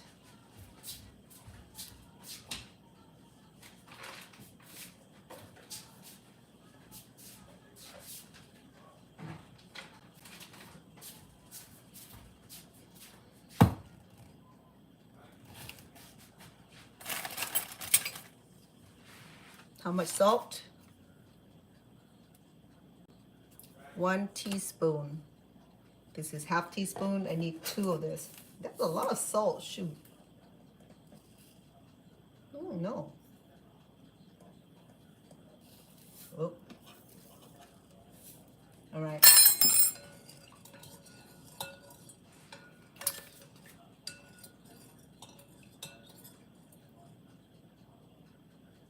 Bring to a boil. Okay. I can deal with that. Let's turn on this dangy thing. Okay. So bring this to a boil. All right. Let's see what else it say.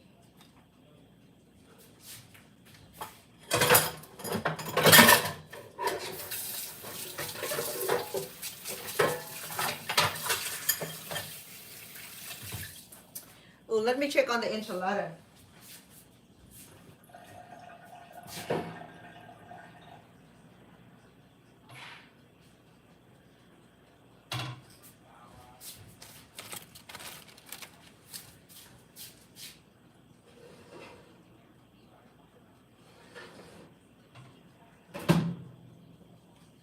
It's boiling, which is good. Okay. So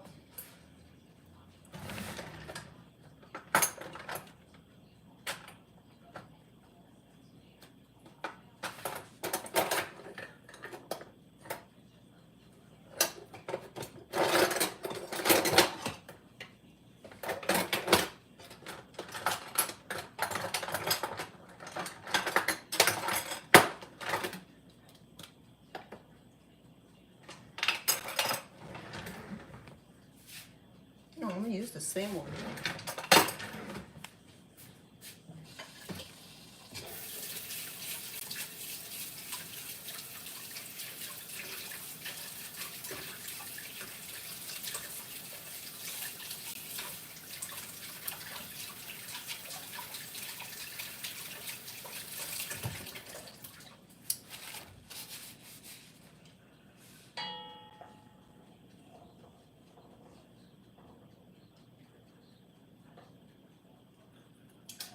Not bad. It's not salty. Okay, this is gonna be a salsa. I roasted 2 tomatoes. When it roasted, the skin come right off. Yeah, easy. Make sure you wait for it to get cool. And I had a few cloves of garlic that roasted also. Peel it while we're waiting for the water to boil. See that? I use air fry for this, and it take about 12 minutes. Right?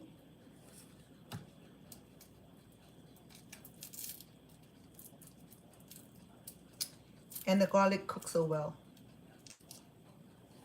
Let me see.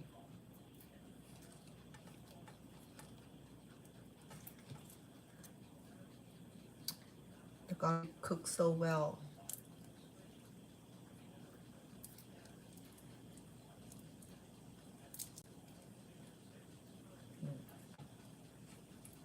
And the jalapeno, no worry about it, okay? Don't try to peel it. It's not possible. Though it's possible, but you know what? It could. Oh, okay. Oh, yes, sister. Oh. Okay, now I know. I don't have palmalito, you know. Those would be nice. I didn't think about that. Oh, look, it peeled right off. Girl, you going. So, I got my tomato peel. The skin just came right off. It's same thing. Okay? It had a little nice texture. Look at that. It just come right off like that. Yes. This is cool enough for me to handle already, okay? Don't try to handle this out of the oven. It's gonna burnt you. All right. Here we go.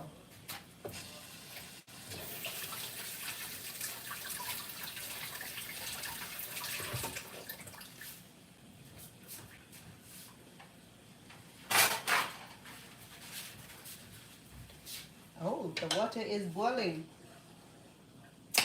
Let me read the rest of the instruction.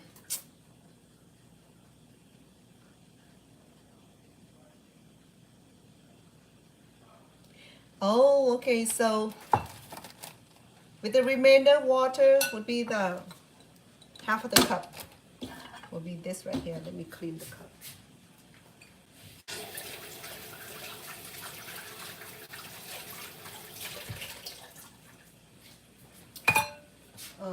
Let me reduce the heat first because it's boiling right now. Let me measure. Let me measure the corn first before I use the water. So it said it needs 1 cup and a quarter. This is 2/3. A quarter. Okay, so we need 1 cup corn,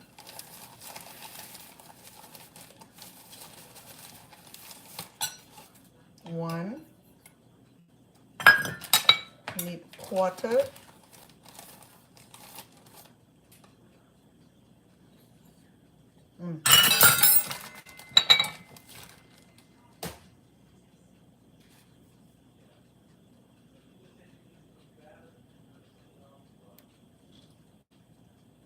A half cup of water will go into here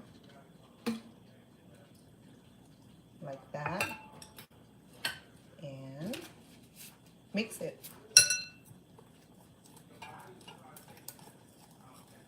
It don't make sense. It didn't even, let's see. Let me read it one more time. Oh, one cup. My bad. No wonder it didn't sound right. So I put half cup already. I need half more. So that makes sense. Because I used 2.5 in the boiling. So I have 1 more cup left. So there we go. Now it's making. And you see the chopsticks come in handy, right? So just mix this beforehand. Mix this before we cook it. If you want it sweet, then you add sugar. Okay. I can't sample this, so I can add a little bit of sugar, though it didn't say, but then I don't know whether this has a sweetness already because I can't sample this because it's corn.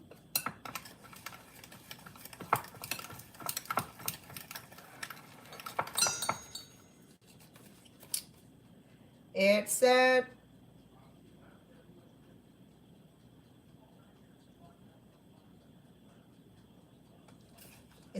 add cornmeal easy. Sorry. And stir it in the pot here. All right, let's do that then. We do a little bit at a time. If you want sugar, go right ahead. Add about teaspoon or tablespoons, up to you. Let's see what temperature are they talking about.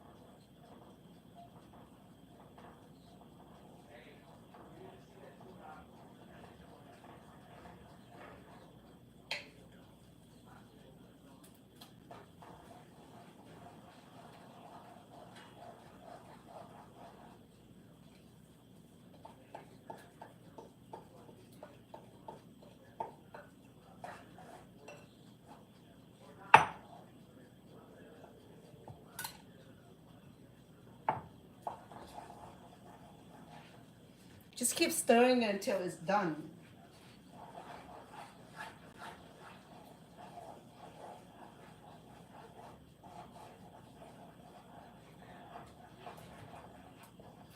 Too bad I can't sample this, so I'm doing low heat.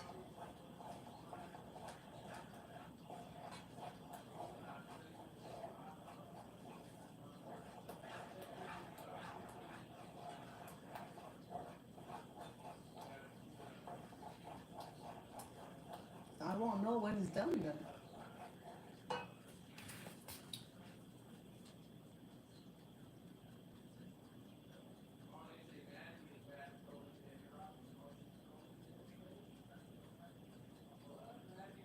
So this right here, when it's done, we don't have to cook anymore. We're just ready to serve. That's why we need to cook this thoroughly. You know what? I know when this cornbread here, not cornbread, the sweet corn, they add just a little bit of sugar. You know, I'll do about 1 cup. That just to satisfy some hunger folk. Because I won't be able to eat this, so I won't care.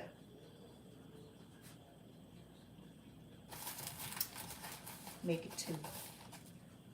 All right. The recipe don't say that, but I'm doing this. I don't follow recipe very well. That's an issue with me.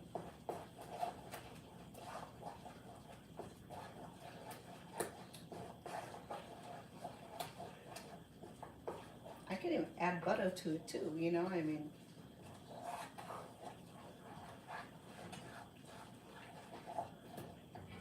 So it gets sticky.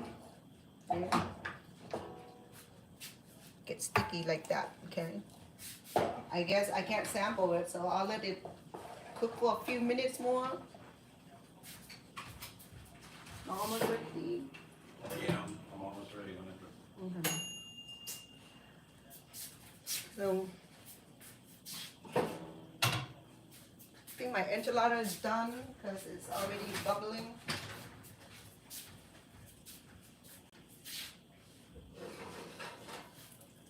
And it looked dry. I'm gonna go ahead and add some more of our sauce just to touch it up, and then we add more cheese to it. We add the cheese over it. Okay. Hold on, I need to stir this.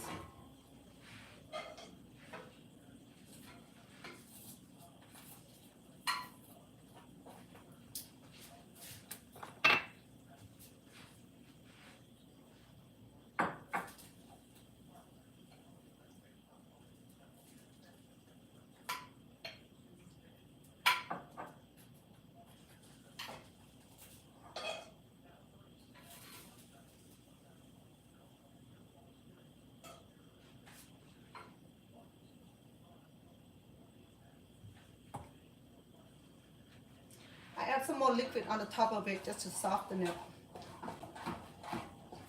Let me keep stirring my corn to make sure that it cooks evenly.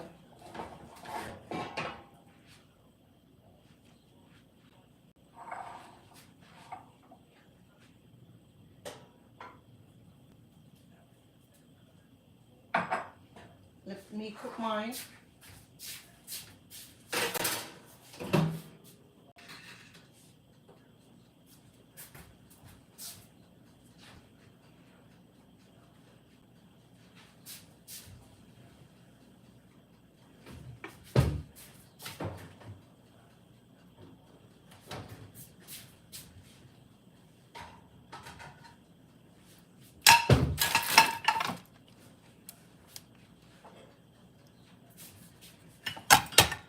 I'm gonna add the cheese onto it.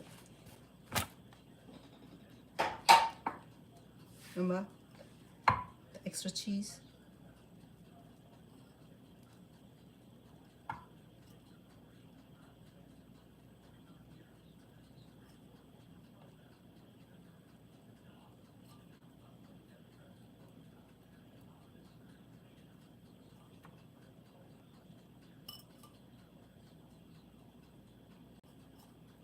Before I serve, I will put this back in the oven for a minute or two to melt the cheese. Okay. Okay.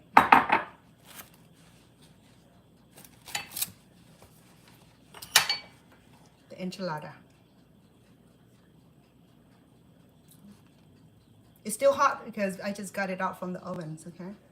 So let me set it aside while I'm cooking my corn first.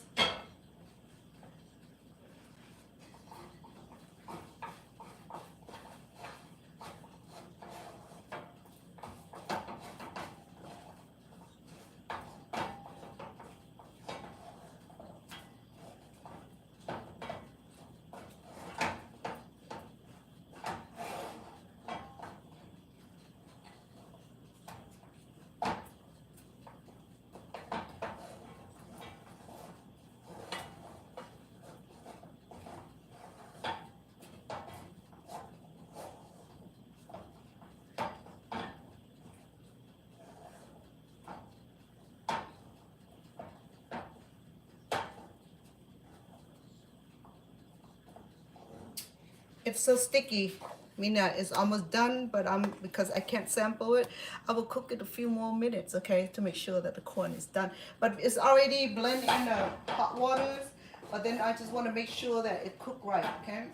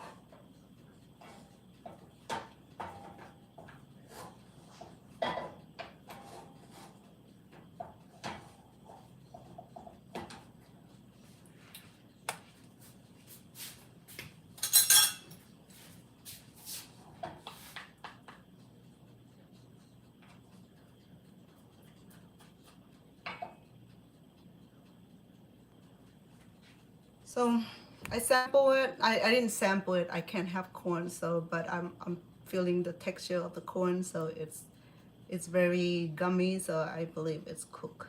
Yeah.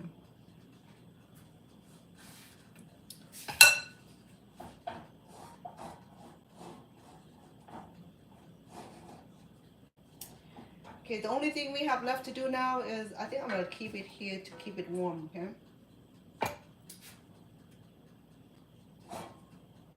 Yeah. The next thing we do is to make guacamole and then and salsa.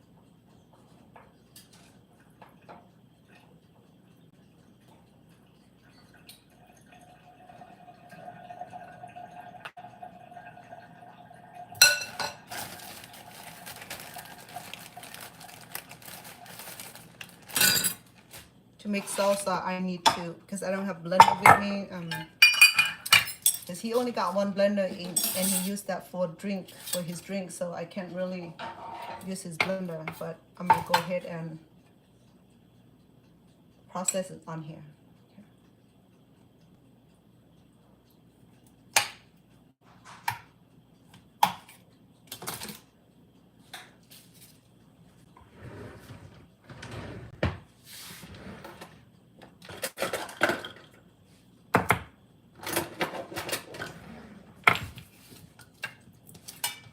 I'm gonna go ahead and I have to make a few trips on this because this mortar is too little.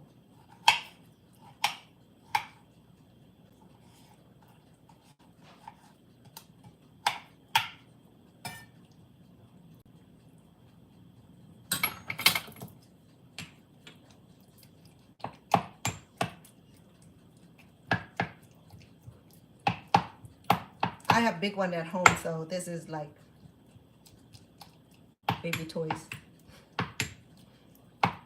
But I'll make it work.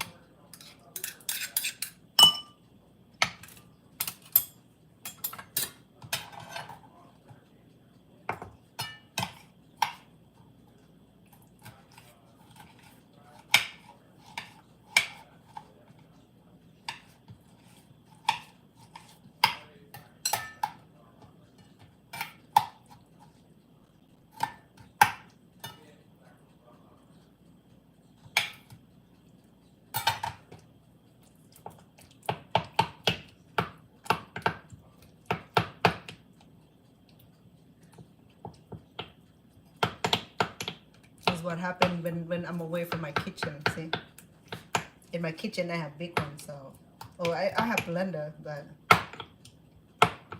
he had one blender, but he used it for his drink, and I don't want to mix this into the blender. It might have that after smell.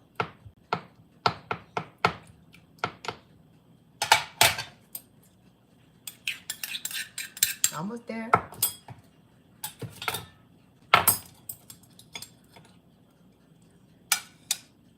Pour the juice in there.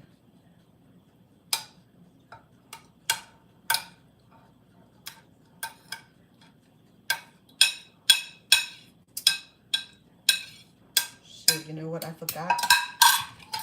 I forgot lemon. But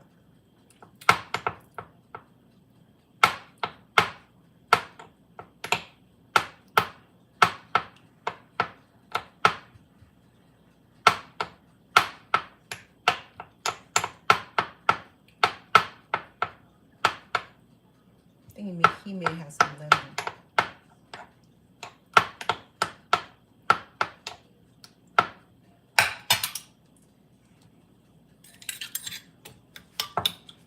Here's our salsa. Let me add a few more of the recipe and we should be rolling.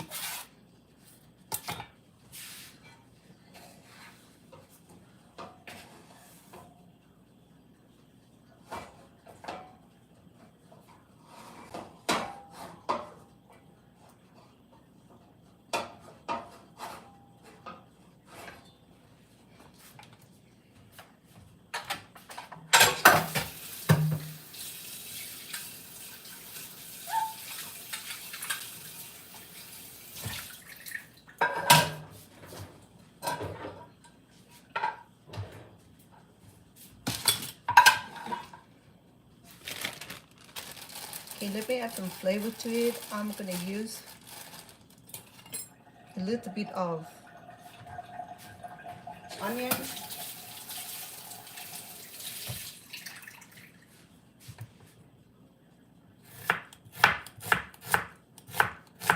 Just to get a flavor.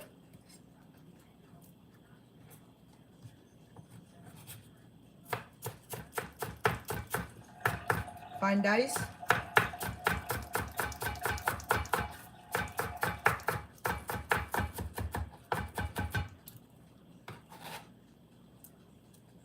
Probably about a tablespoon.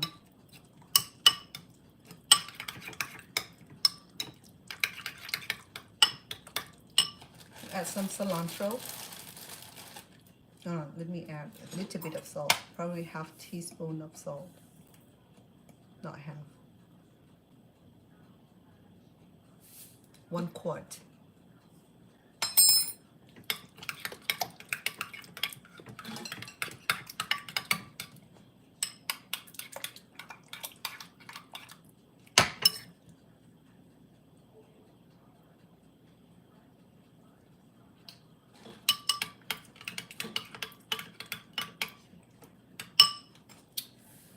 Maybe a pinch of salt more.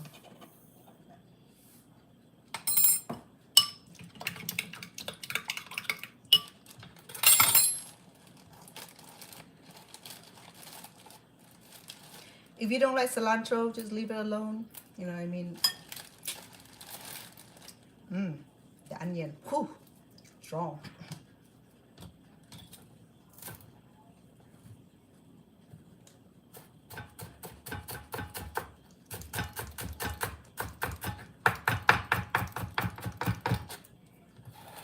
A handful of cilantros.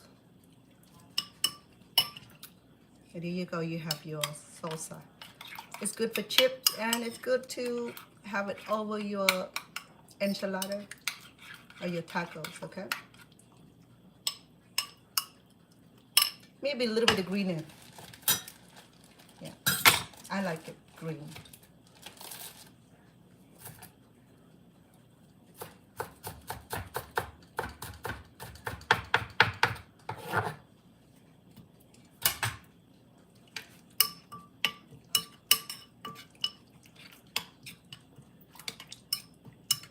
Isn't that simple? Let me see if there's a lime, okay?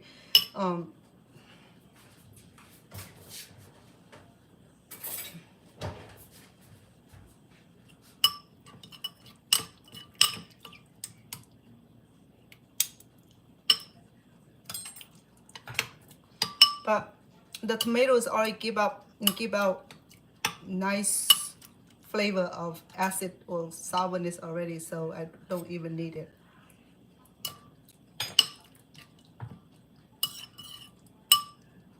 Okay, so the salsa is done. Okay,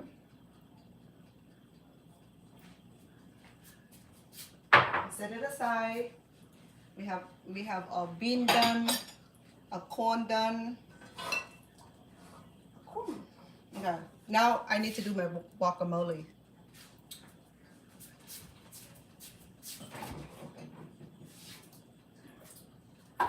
Oh, I found lemon, so I'm gonna use it.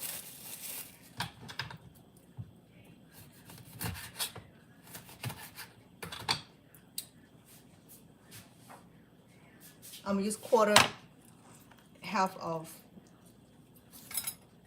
lemon.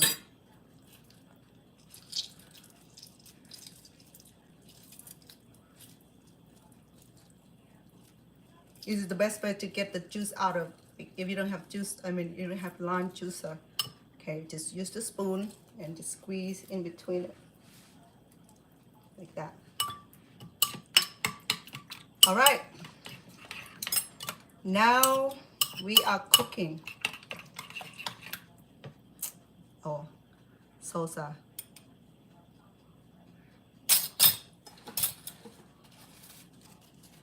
It's still low on sodium, but then I'm not going to worry about it because the rest of our cookings already had enough sodium in it.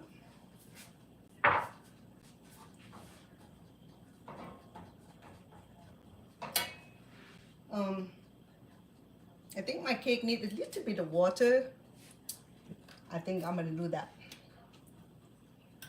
Let's see how much water I put in there. I'll do about half a cup, because it looked dry. You know, sometimes the instruction will tell you so and so, but then it doesn't always turn out that way.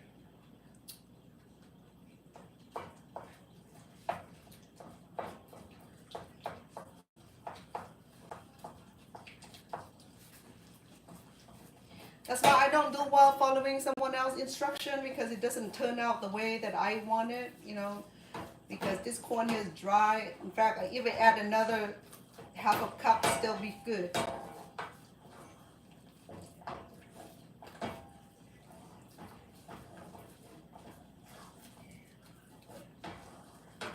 Because I want it soft and moist.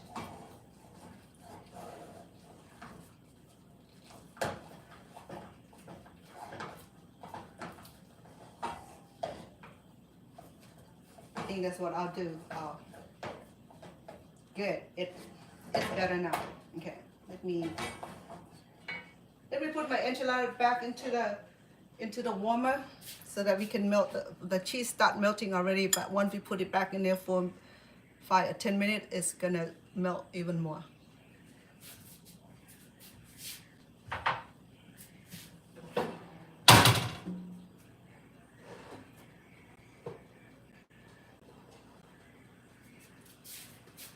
This is mine right here.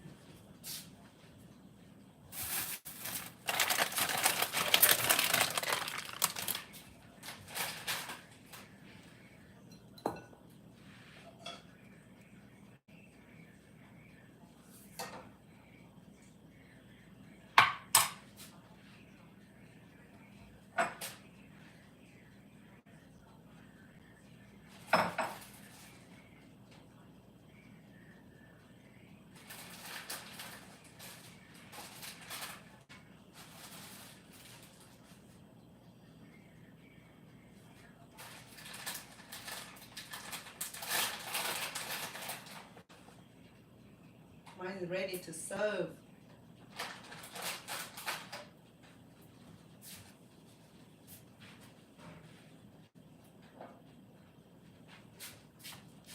It's hot.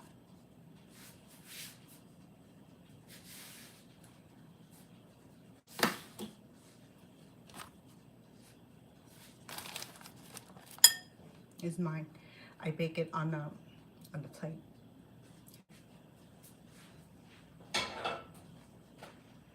Okay, let's make the guacamole. I have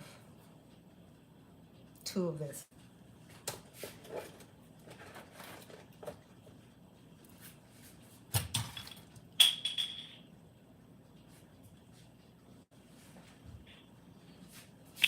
I'm gonna go ahead and combine the ingredients. I will go ahead and squeeze the lime first, the lemon, that half I have. So this lemon will keep the guacamole green, because the guacamole have tendency to oxidize and it turn brownish. Okay, so if you use lemon into it, it'll not turn brown. That was in my experience, okay? So don't quote me on it.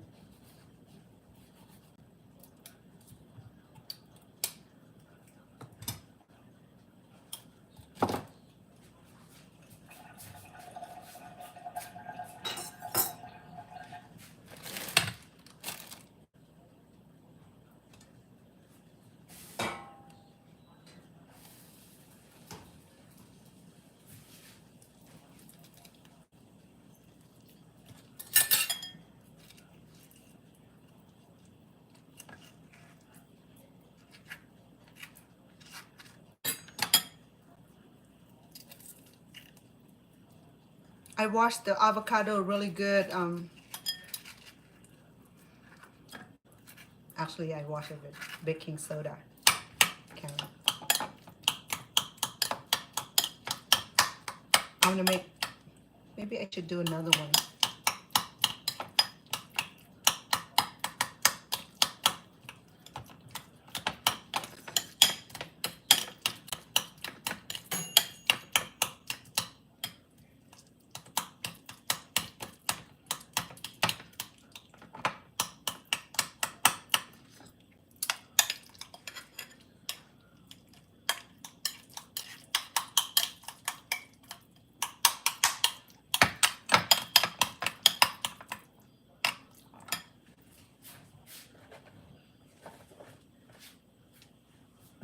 I'm gonna make 2.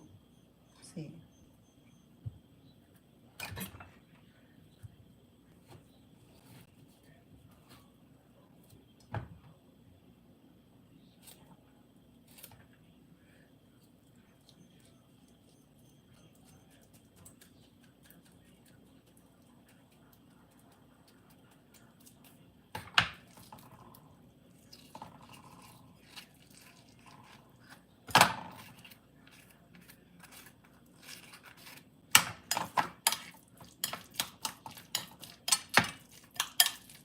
That looked plenty. 1.5 small avocado.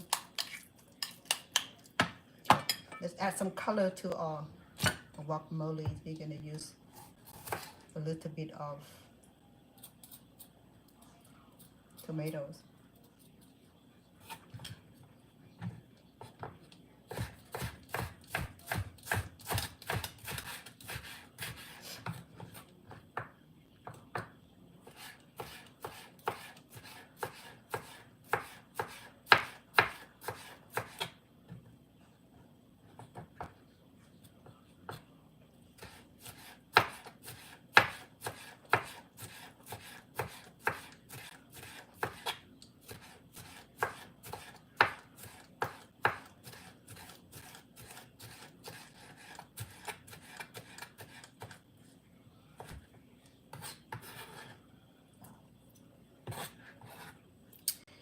That to give a accent color for our guacamole.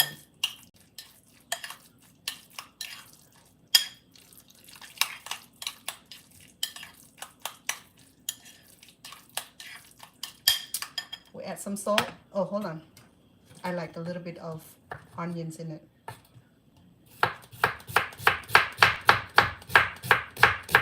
Very little. Okay, maybe about a tablespoon.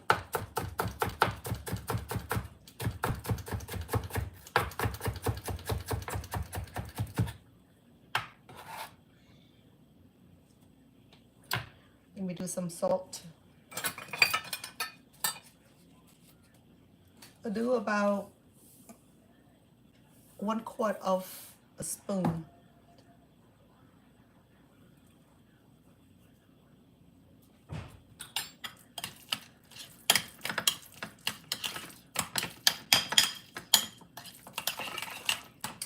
And our main ingredients are the sour cream,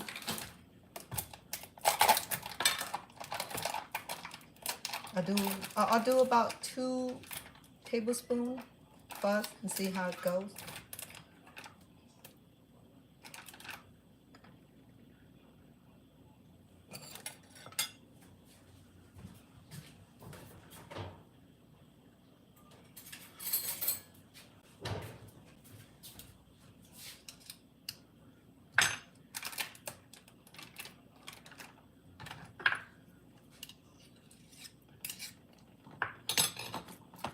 I should have gotten some extra Mexican cheese, huh? That would be nice. But I like the blender of the cheese already.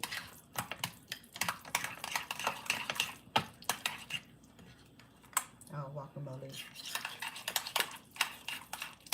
It's baby green.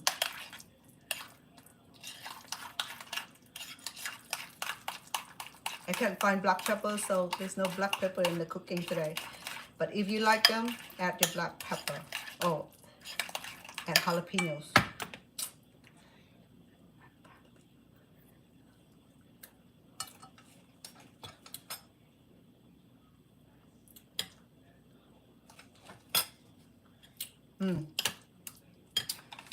I think I have too much salt in it.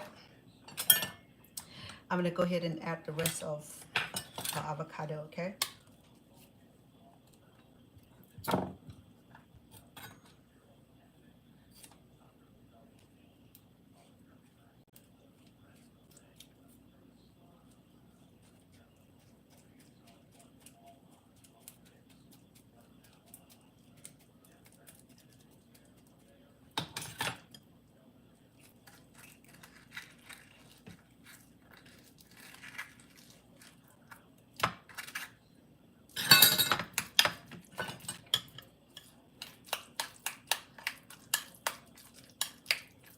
I could have fried some tortillas if I want to, or even put in the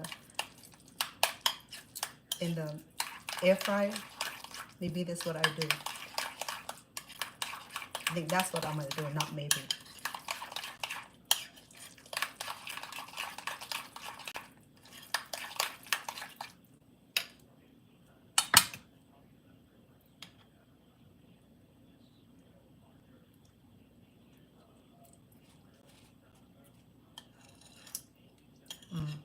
Tastes so good. I got 2 small avocados, 2 tablespoons of sour cream, about 1 tablespoon of minced onions, and about a tablespoon of minced tomatoes to give it nice color, and about a pinch of salt, okay? I think that's all we have. And then you just mix it until it, I think that's all I'm gonna do. I'm gonna make perfect. Okay. I think we got everything done. We got the corn, sweet corn. We got the enchilada. Let me open up my enchilada.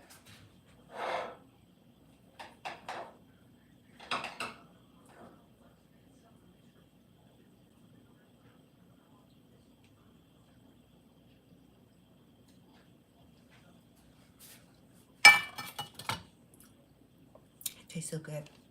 Okay, so I have one thing left to do.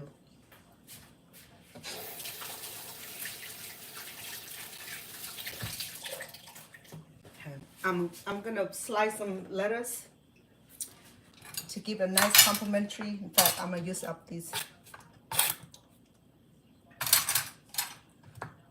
onion here to flavor the dish.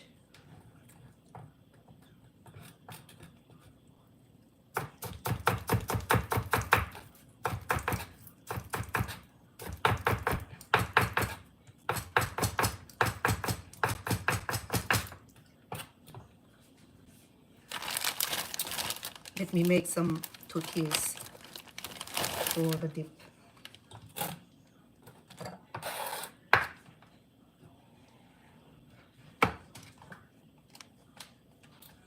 You can fry the tortillas, okay?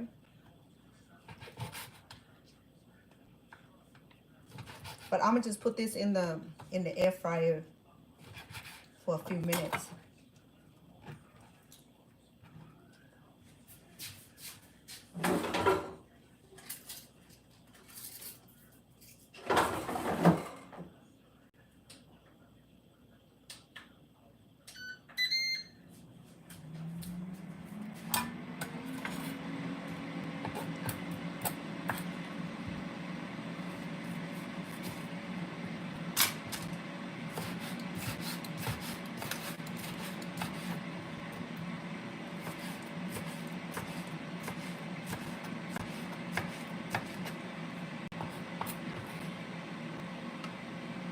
This is for the embellishment. I got my lettuce that typically people will serve this with cabbage, but I'm gonna do head lettuce today.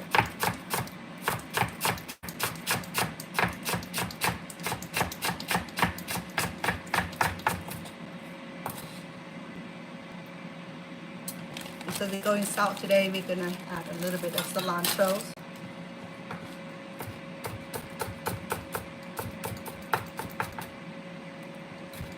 All right, let me dish it up so you see how it's done.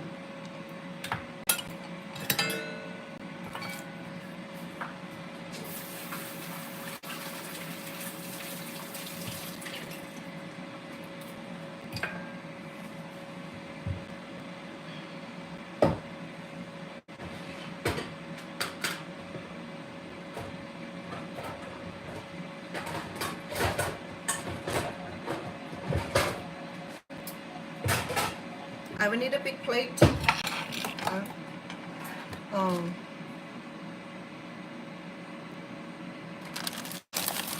dish up my dinner today. I'm gonna use a big plate. Let me clean this up a little bit so that way we have the station here.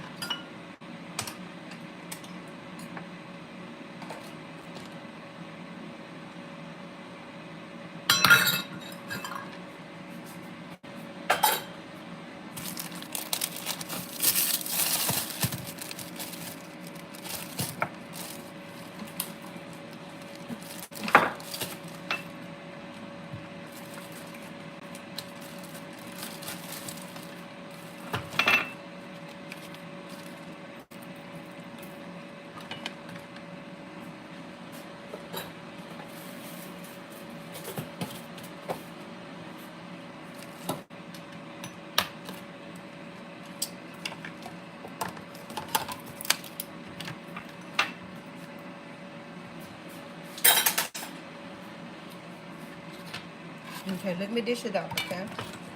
Turn this over.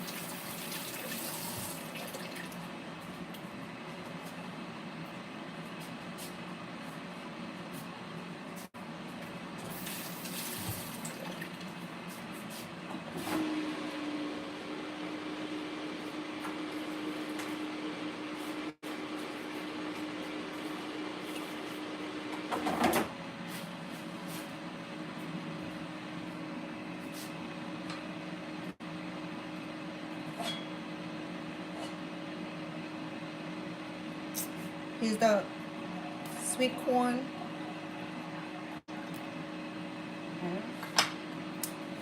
And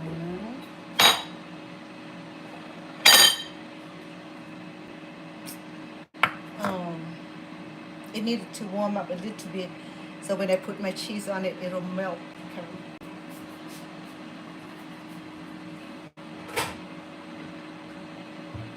My tortilla is done. It's only take a few minutes to do that.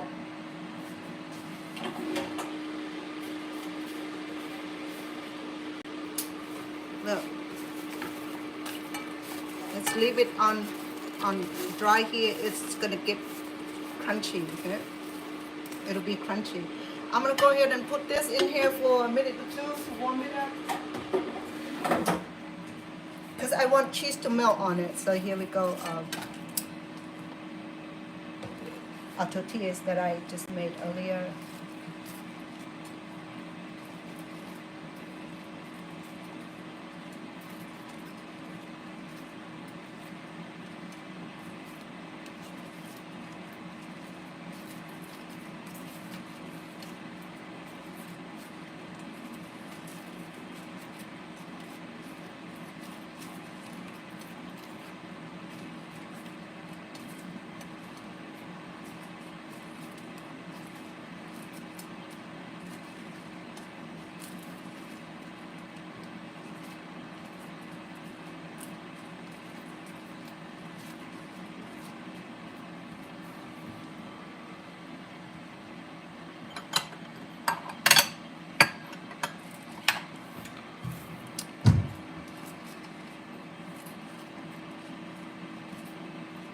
So you can have this with the guacamole or the salsa. Okay, let's do salsa. I think it would be pretty.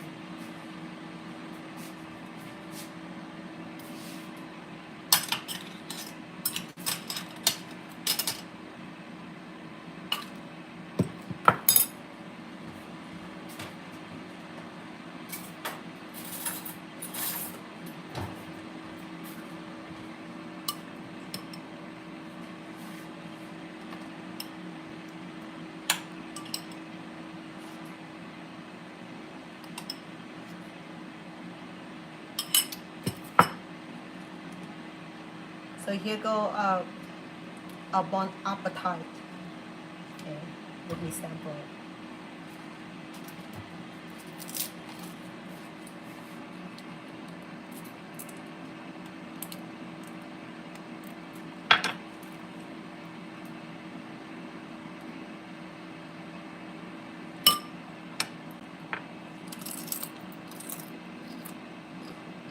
Mmm.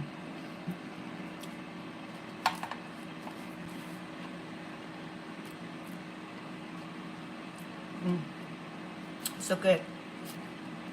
Alright. So if you have corn chip, go right ahead. But because I'm allergic to it, so we settle with homemade, what you call this? Tortillas.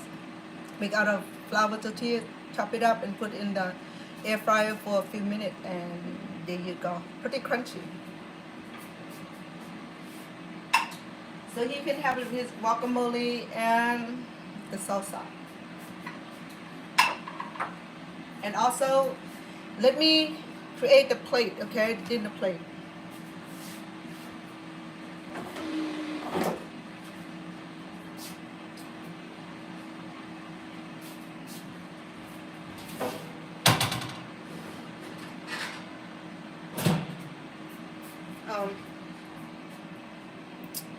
Okay, other dinner. The cheese melted, and let me scoop it out.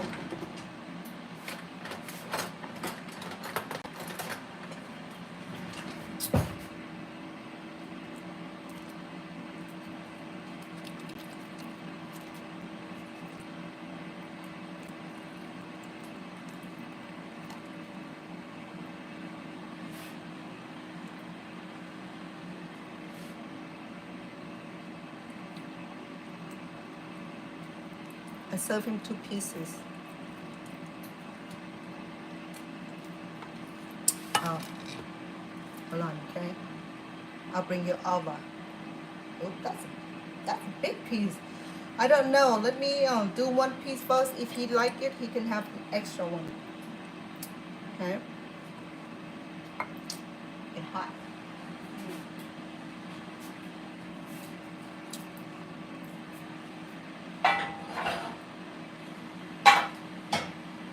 Let me warm up the sauce a little bit.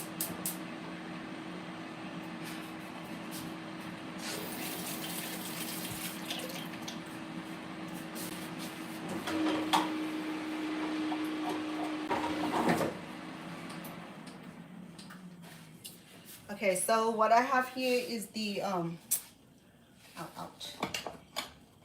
It's a refried bean. The refried bean, I'm gonna serve him also. Refried bean.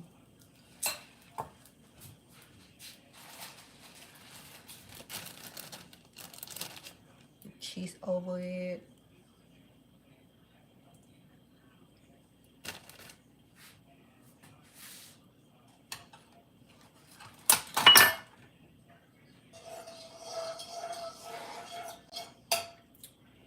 So I serve him here. I'm gonna do single serving first because it look very nice by itself. Remember, I have rice also. Let me scoop a rice.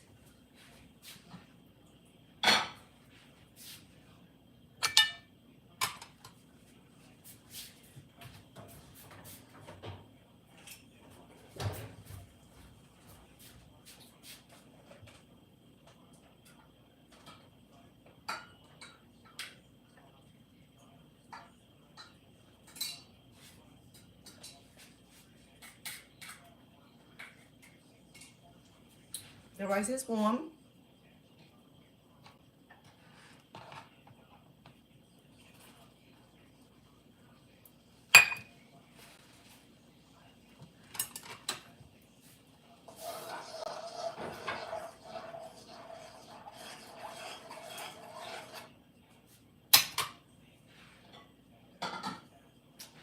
Let me do the side dish.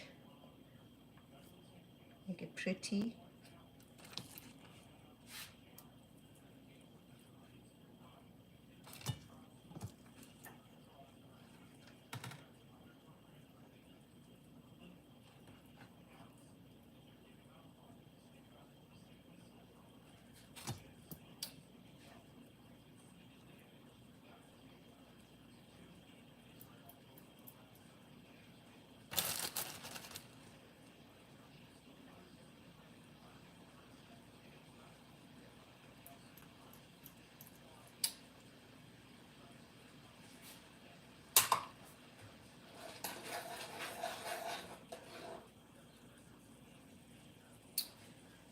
I'm gonna add some more sauce on it to give it a nice final touch.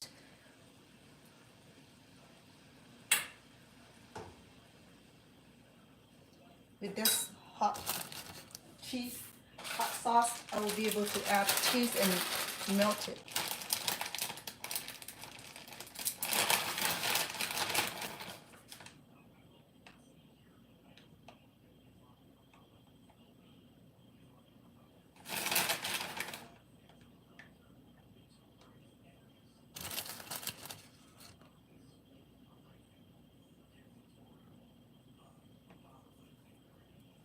What did I forget? Oh.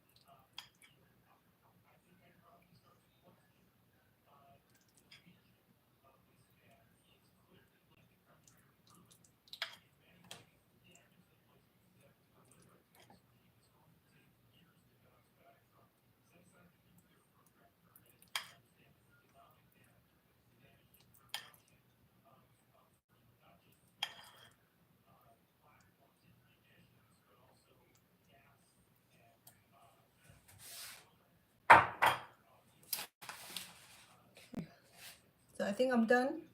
Okay. Let's see, do I forget anything else? All right, so here's my, oh, dang it.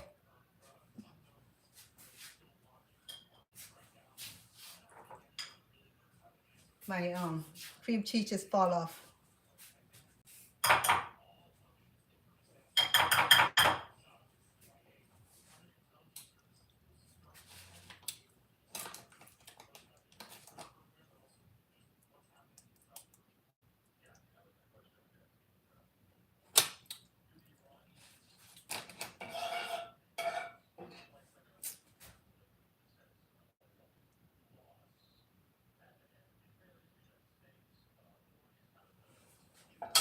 Okay.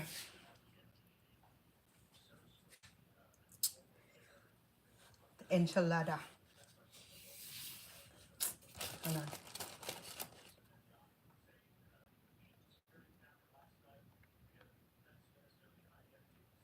Extra cheese. The sweet corn. The corn cake, they call it. And I serve him one serving of enchilada, and then here are the lettuce. So I know I wish I have a better dish for this, you know, I mean, it'll be nice.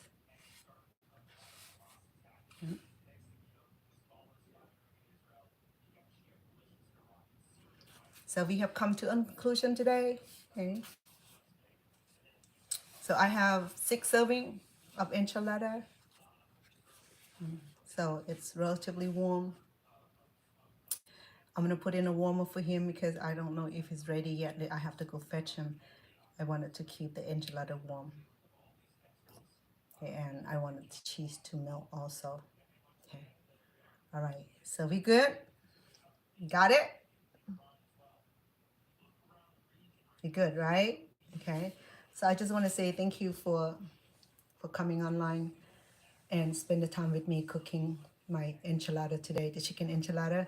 It took a little bit of time because everything started from scratch, and luckily I already got the bean cooked.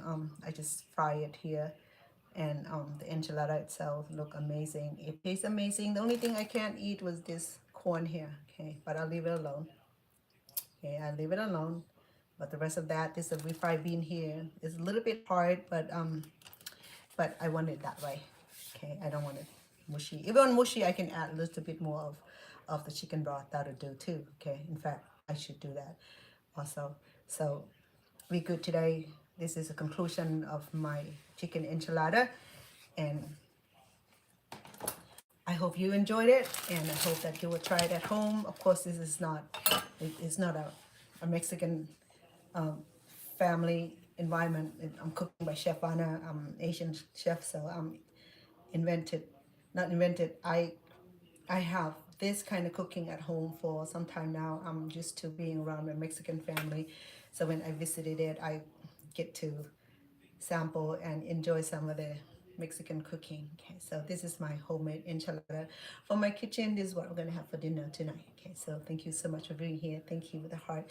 Thank you for the thumb up on my YouTube. Please jump over and help subscribe, and the like and the thumb up. And if you have not subscribed, please do. It help my channel to grow, be able to help me bring all these delicious ingredients and a delicious cooking to your table. Okay, thank you so much for being here again. Thank you, I appreciate and love all you guys. Thank you. สวัสดีค่ะ